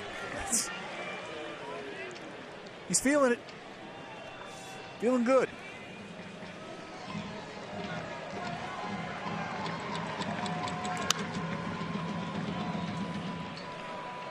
And again, it's really been about Mike being able to move the fastball around the zone, staying out of the middle. We've seen him work at the top of the zone, something you're accustomed to seeing Mike Fiers do.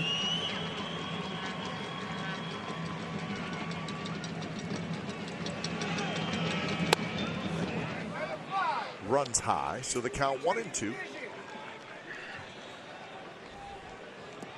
And really, situation here, Dallas, and obviously we know what's going on. There's no hits for the Reds, but he's had 96 pitches. I don't think that's anything on his mind right now. I bet it's on Bob Melvin's mind.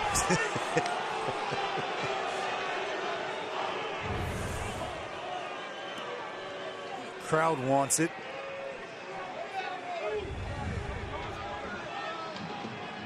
Two and two to Suarez.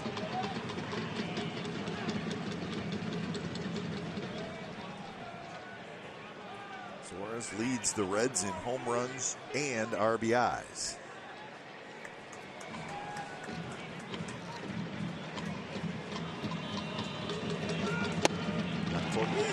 So full count.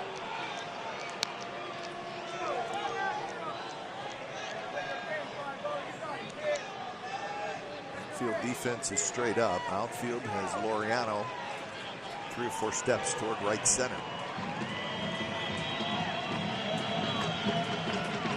3-2 pitch is off the plate, and he walked it.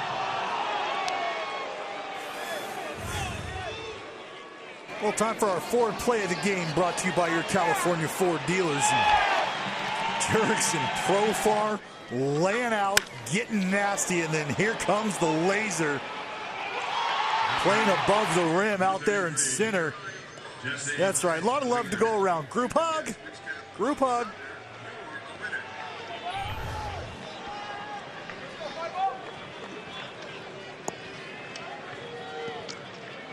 Well, for the first time, obviously, tonight, the A's get action in their bullpen, and it's Lou Trevino.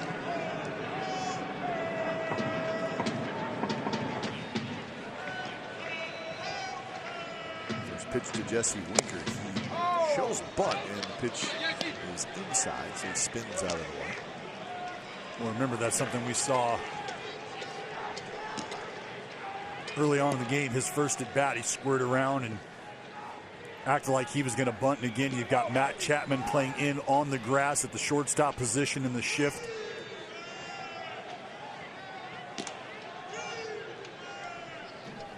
Winker backhanded nicely. Simeon to first, and that's a double play.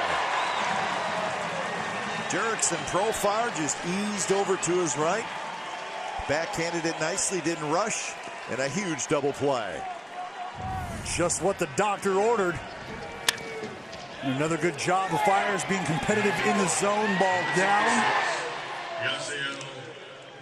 And Profar, for all the talk of some of the defensive struggles he's dealt with recently, makes a great effort ranging over to his right on the backhand. Little flip over to Simeon, and he finishes it off with a throw over to Ole.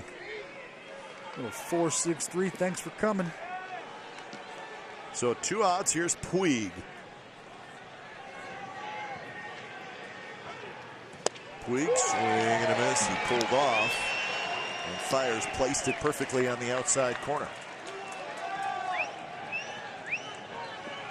Puig has hit a pair of fly balls to center, 1 deep and 1 shallow.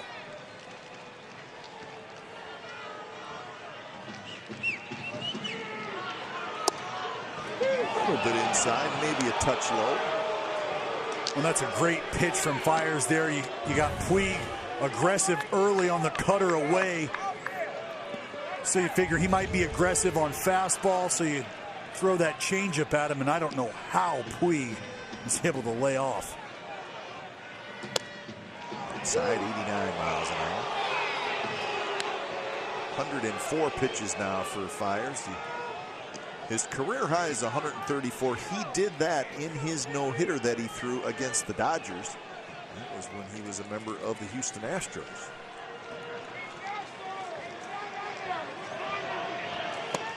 So 3-1 now. The pitch total right now, 105, is a season high.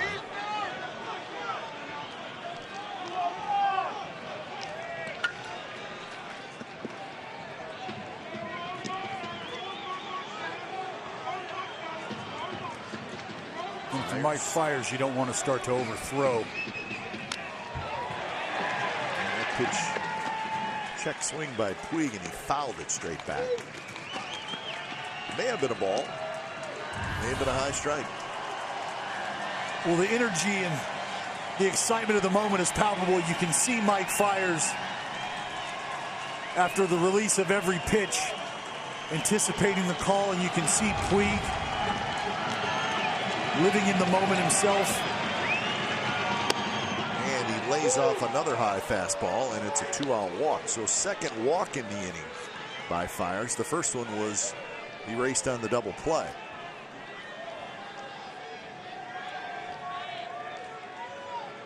Now batting. So that'll bring him Dietrich. Derek Dietrich.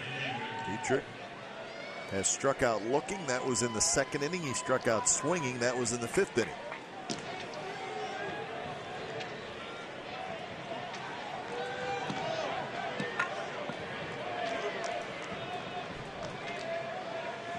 Shift on for Dietrich. Chapman nearly further on the left side. Quick throw by Fiers. Puig scrambles back.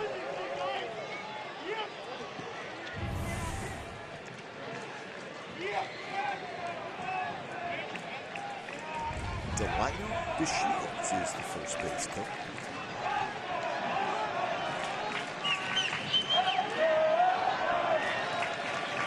Dietrich had a good rip, and I think he got a pitch that he liked and fouled it back.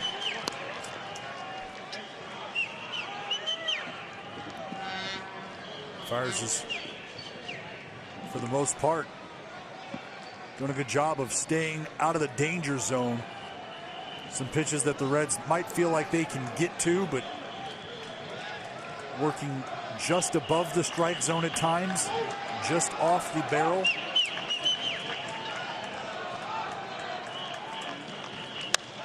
Popped up. Got him reaching. Chapman. Got it.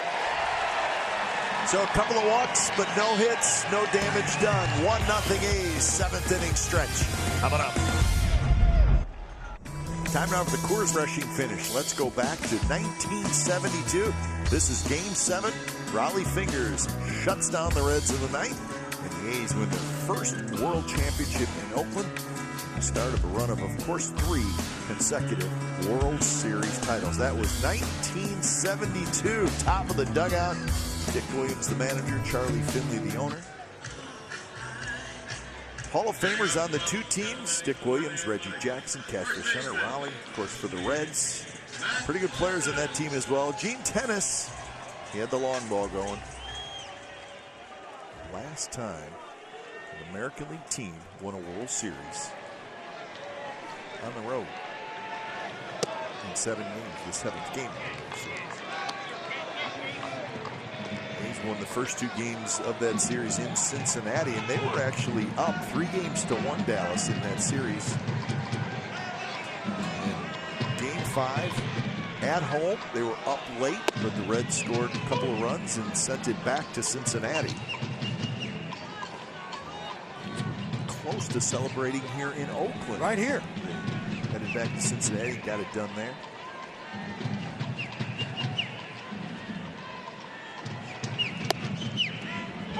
So when it's time for change, think Speedy Oil Change and Auto Service, your trusted oil change tune-up and repair experts. The new pitcher is Wandy Peralta. He's a left-hander. See there, good velocity coming out of the arm. Wandy. Matt Olson swinging mightily and misses, so Olson strikes out for the second time. Pretty good start for Tyler Malley. He was good. That's exactly what the Reds were looking for. So that is going to be a one-hitter appearance for Peralta. So he's coming out. We'll be back. Cancer Awareness Day presented by Comerica Bank returns for its 21st year this Mother's Day for a 107 game against the Indians. This special event remembers and honors those that have battled breast cancer. Survivors are invited to participate in a special pregame on-field parade. For more information on this special day, visit athletics.com/BCA.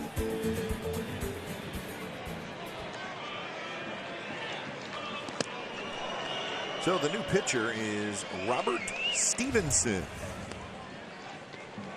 13 games, he's 2-0, 2.30 ERA, so very good numbers for Stevenson. He is a Bay Area guy. He's born and raised in Martinez, and he lives in Martinez, so he's back home. Yeah, Robert Stevenson, he went to Alhambra High School in Martinez. He was the first-round draft pick of these Cincinnati Reds back in 2011. How's that pass looking? That pass list. They're here. Robert Stevenson. Pumps that one in there at 96 miles an hour. Seen some good velocity tonight from the Cincinnati Reds. Malley up to 96, 97. See the lefty Wandy coming in, blowing 96. Scotty bounces it fair, backhanded, deep behind the bag at third. Flores long throw, and he got him. Eugenio Suarez with a nice play. This is a great play here by Suarez. He's got to back up and kind of give some ground here. And that ball, again, on that top spin, picks up speed that second time around.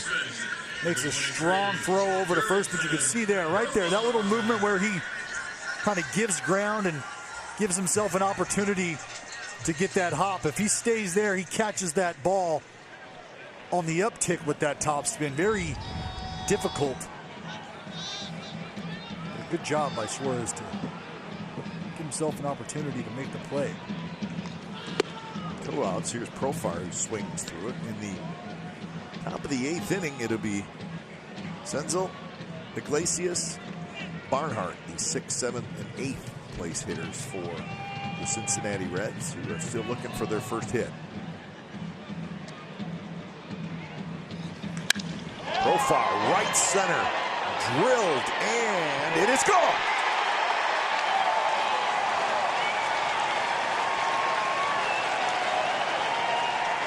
Two 2-0 A's lead.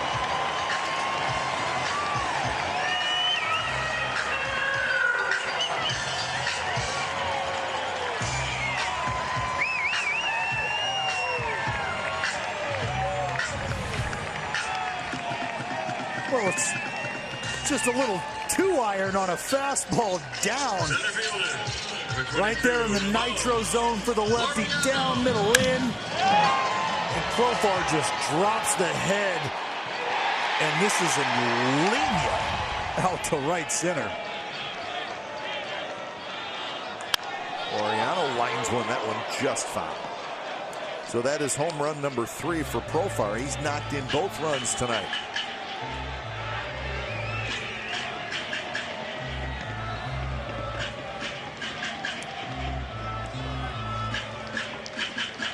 Pulled that double down the line earlier in the ball game, and a little more of the same.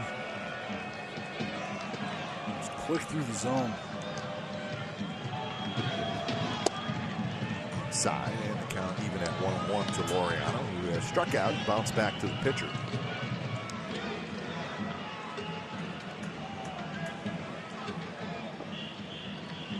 Home run by Profar, the 46th home run of the year for the A's. They're 6th in the American League in home runs. Towards center, but it's going to hang up. Senzel grabs it. Side retired. A's get another run.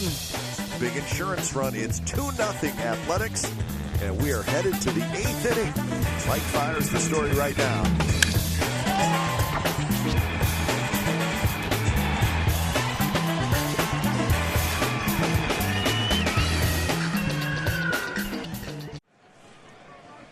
Nothing. A's lead the Reds. Top of the 8th inning. Mike Fiers. There's the numbers. That's what you need to know. And his first pitch is hit high and fouled on the right field line. And Nick Senzel.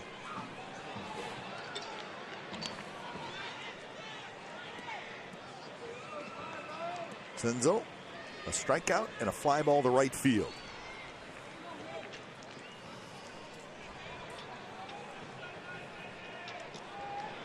Iglesias to follow. And then Tucker Barnhart. Lou Trevino is creased up and ready to go down. He was up last inning. You mentioned that insurance run, a huge run for the Oakland A's and Jurickson Profar. Curve spins a little bit inside, much to the disappointment of the umpires in the stands. And for Mike Fiers, as much as you might hear the boos and hear the grumblings and want that pitch yourself, you've got to keep it moving. Big bouncer. Chapman's got it. He spins his throw. Got him. One away in the 8th.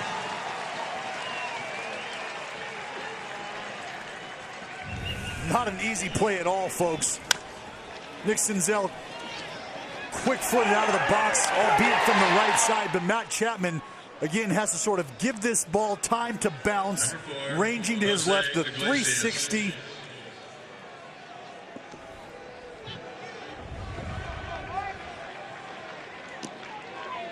So one away. Here's Iglesias.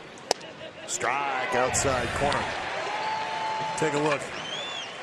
See Chappie here. He's got to field this ball almost mid-level to behind him. We know about the arm. Went out there again. Did not get the call this time. 1-1 the count. It's a great job by Fegley. Take him out there, see how much you can get.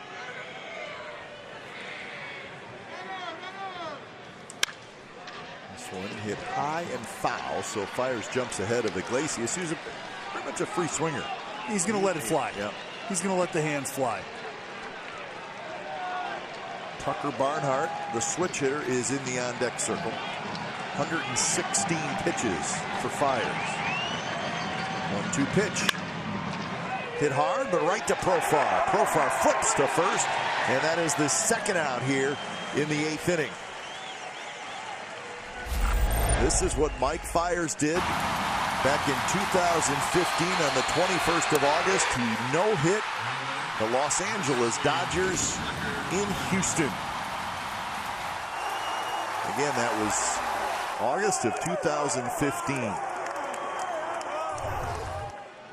Through 134 pitches, struck out 10. First pitch to Tucker Barnhart is hit in the air, playable. Piscotty waits. Piscotty's got it. Fiers heads to the dugout with a 2-0 lead and a no-hitter. Bottom of the 8th coming up.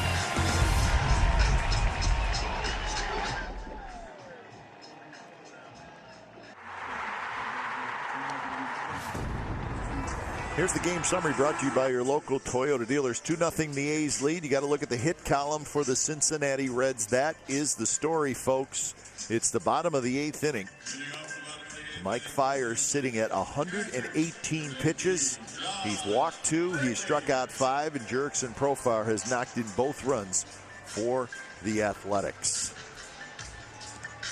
I'm a little worried about my partner right now because he's been through this before. Totally fine. He's been through it. Maybe the greatest sideburns I've ever seen right there. Quality. That's high quality. That is big league facial fescue. Let Sean know that too. It'll be Fegley, Simeon, and Grossman here in the bottom of the 8th inning.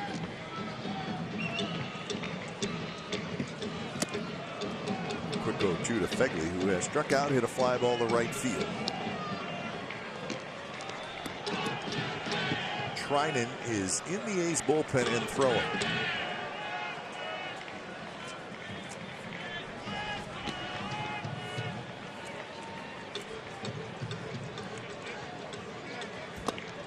Nasty stuff. No swing. Fegley had all he could do to hold up on that one. Well, it is. We're talking power heater, 92 to 97 at times from Stevenson. But you're getting a good look at that breaking ball.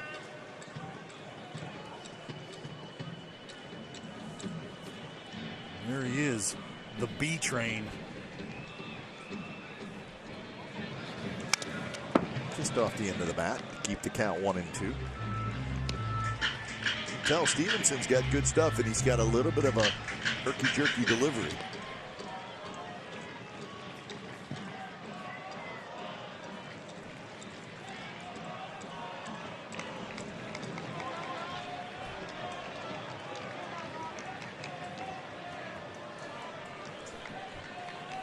Another 1-2 pitch. Swing and a miss, and there is that sharp breaking ball. So Fegley strikes out, and he's have struck out 10 times tonight.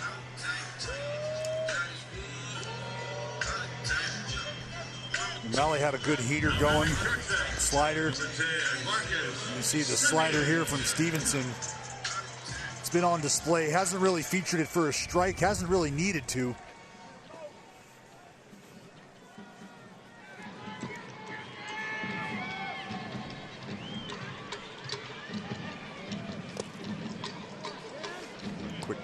Strike to Marcus Simeon.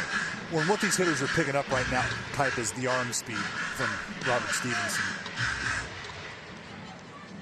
97, 98, something you got to be prepared for. He throws that wrinkle on you.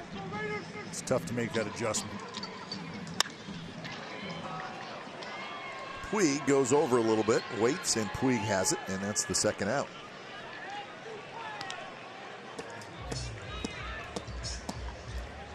So Marcus 0 for 3 tonight. He's been on base a couple of times. So here's Grossman.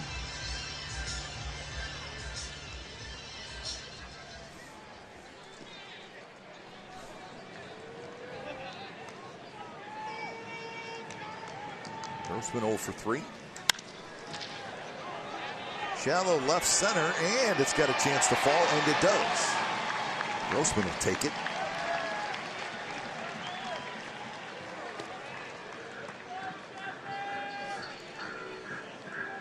So a 2-out single. That's the 5th hit for the A's tonight. You keep tacking them on if you can. Runs at a premium, and for an offense that has come off the road, like to shake that road dust off you. No better way than continuing to tack some on here late in the ball game. Swing and a miss. Nasty slider by Stevenson.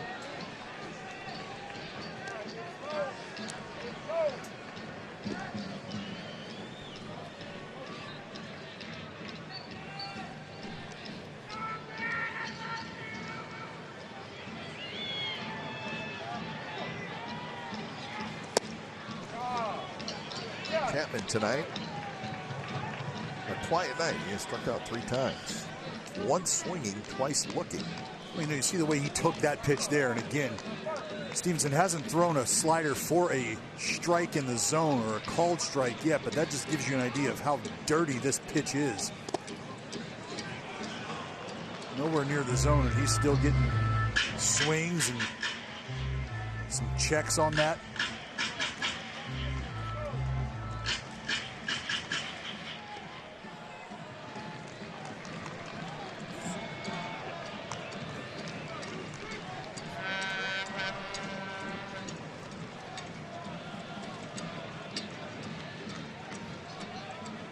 Grossman leading. Grossman goes. Throw to second base is just a touch late, and Grossman has a stolen base. It's his third of the year. 3 for 4. It's about picking spots, right? That's exactly what Grossman's able to do here. He picks a spot. He's got a good read on Stevenson. Anywhere from 1.4 to 1.5 on his time over to first, or excuse me, on his time to home. So good opportunity to run. Nasty stuff by Stevenson. And Chapman strikes out. So Mike Fiers takes a deep breath, and he is set to head to the mound with a 2-0 lead. And he has not allowed a hit tonight to the Cincinnati Reds. So the crowd tonight standing on its feet, cheering on Mike Fiers. And Dallas, you've been in this spot before, running out there for that 9th inning. You're 3 outs away from something incredibly special. There's got to be some nerves, right? It's business as usual, or at least that's what you're telling yourself on your way out to the mound for that last inning, or so you hope, of the work that you started earlier this evening. And so for Mike Fiers, again, it's having the trust in yourself, the conviction in your pitch selection, the faith that Josh Begley has done an outstanding job up until this point, and there's no reason to think that any of that is going to change just because you're 3 outs away from the finishing of this ballgame. Well, last year, Sean Manaea in April no-hit the Boston Red Sox. So the last 2 Oakland A's no-hitters, Sean Manaea in 2018, and as we showed you, Dallas Braden back in 2010. It's a pretty impressive list of Oakland A's no-hitters. Catfish has what Vida, part of 2, 1 all by himself. Got a little help with the second one. Mike Warren in 83. Of course, Dave Stewart no-hit the Blue Jays in Toronto in 1990, and then Dallas and Sean Manaea. Exclusive club to be in. And will Mike Fiers join him? We'll find out.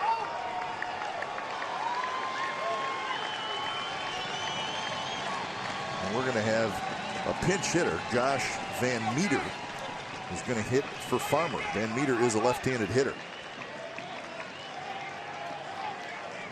So this is Van Meter.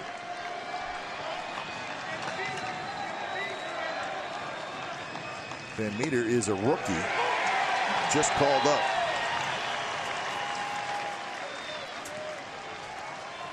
Van Meter will be followed by the leadoff man Joey Votto, and then Eugenio Suarez, the top 2 hitters in the lineup. 0-1 pitch is popped up. Chapman down the line, under it, got it.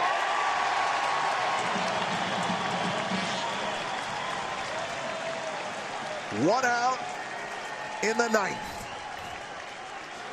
Now batting, number 19, Joey Votto.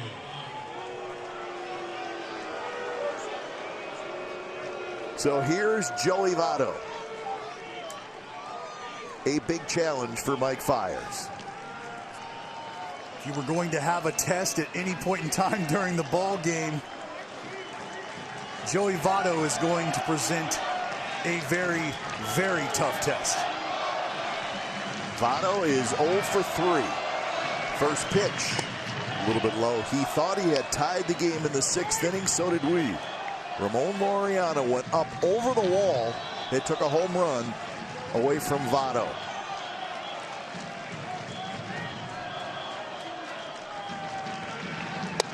Strike on the inside corner, 90 miles an hour. Perfectly placed by Fiers. Well, he wanted away, caught the black on the inner half.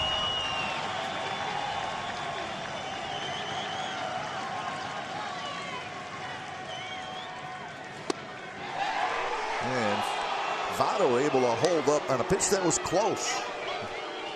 Would have been a high strike. Well, again, the bread and butter of Mike Fiers has been able to move this fastball around tonight, especially at the top of the zone.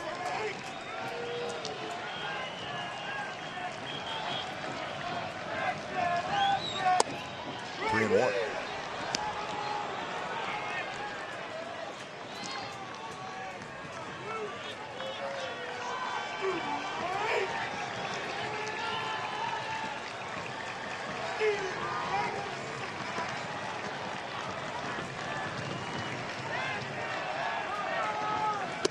Pitch is a strike.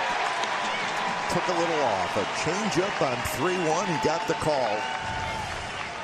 Well, that's my point about not babying it or being convicted with your decision making. 3-1, 2-0 lead. Easy to say I just need to come in with a fastball here. Heck of a lot easier said than done. Great job by Mike Fiers to stay with his game plan. Payoff pitch to Votto. Here it is. Olson's got it. Olson will take it himself. 2 outs in the 9th. A battle with Joey Votto, and it's won by Mike Fiers. And now it all comes down to Eugenio Suarez, a right-handed hitter. Number 7, Eugenio Suarez.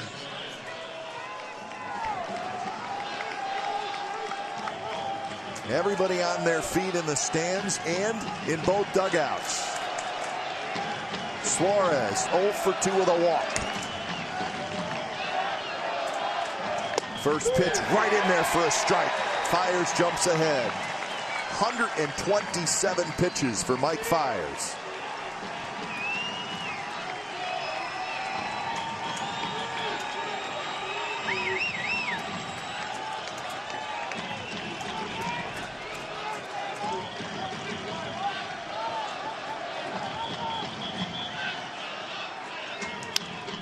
Down the right field line, and it's going to reach the seats, and now it's 0-2.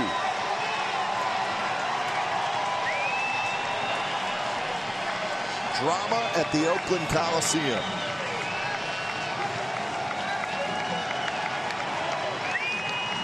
Fiers kicks and deals the 0-2 pitch. Fastball is high. He baited the hook, trying to get the fish to bite.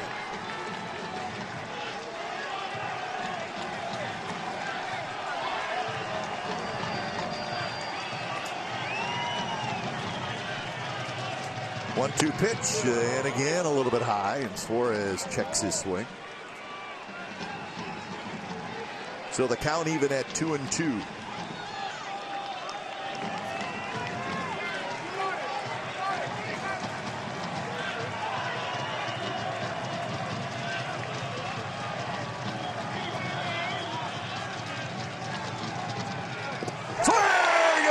He did it. He did it. Mike Fiers, for the second time in his career, has thrown a no-hitter. Tonight he no-hits the Cincinnati Reds. Sensational performance by the A's right-hander Mike Fiers. Wow.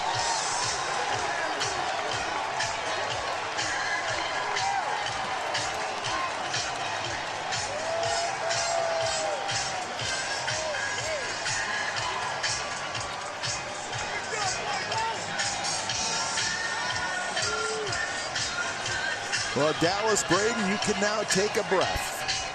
I was worried about you. Incredible! Simply incredible! An amazing effort by Mike Fiers and Josh Begley tonight. Behind the dish and on the mound. That battery was supercharged. 2 walks, 6 strikeouts, and 131 pitches for Mike Fiers.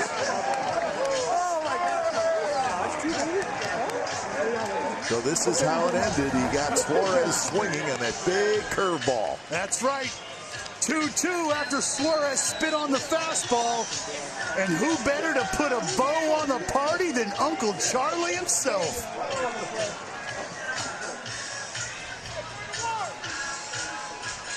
There's your final pitch. So back-to-back seasons, the Oakland A's get a no-hitter. Manaea last year and Mike Fiers this year. Awesome.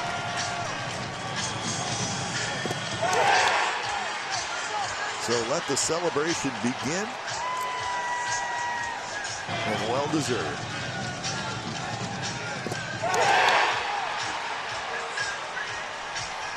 Can you explain that feeling at all to us, Dallas?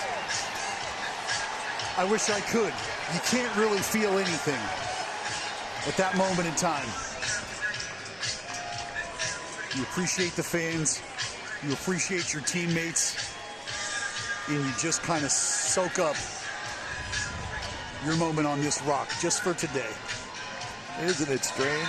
On a night when the light tower is out, we don't even know if we're going to play this game. It doesn't start till 8:45, and then it does start, and history is made by Mike Fiers. Again, 131 pitches, a couple of walks in the 7th inning, the only 2 walks.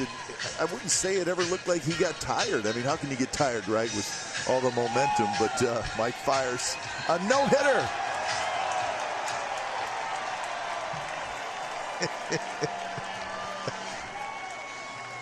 It's cold, but it's probably not that cold.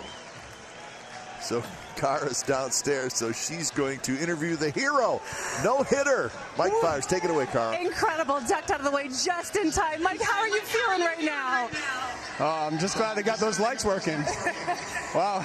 That could have been a bummer. You made the wait worth it. That's all we can say. Right, fans? Made it worth it. Oh, yeah. Incredible. No, I appreciate you guys for staying here. You know, we always try to put on a show for you guys. You guys always show up and, you know, get loud for us. So thank you. At what point during the game did you realize that you were throwing a no-no?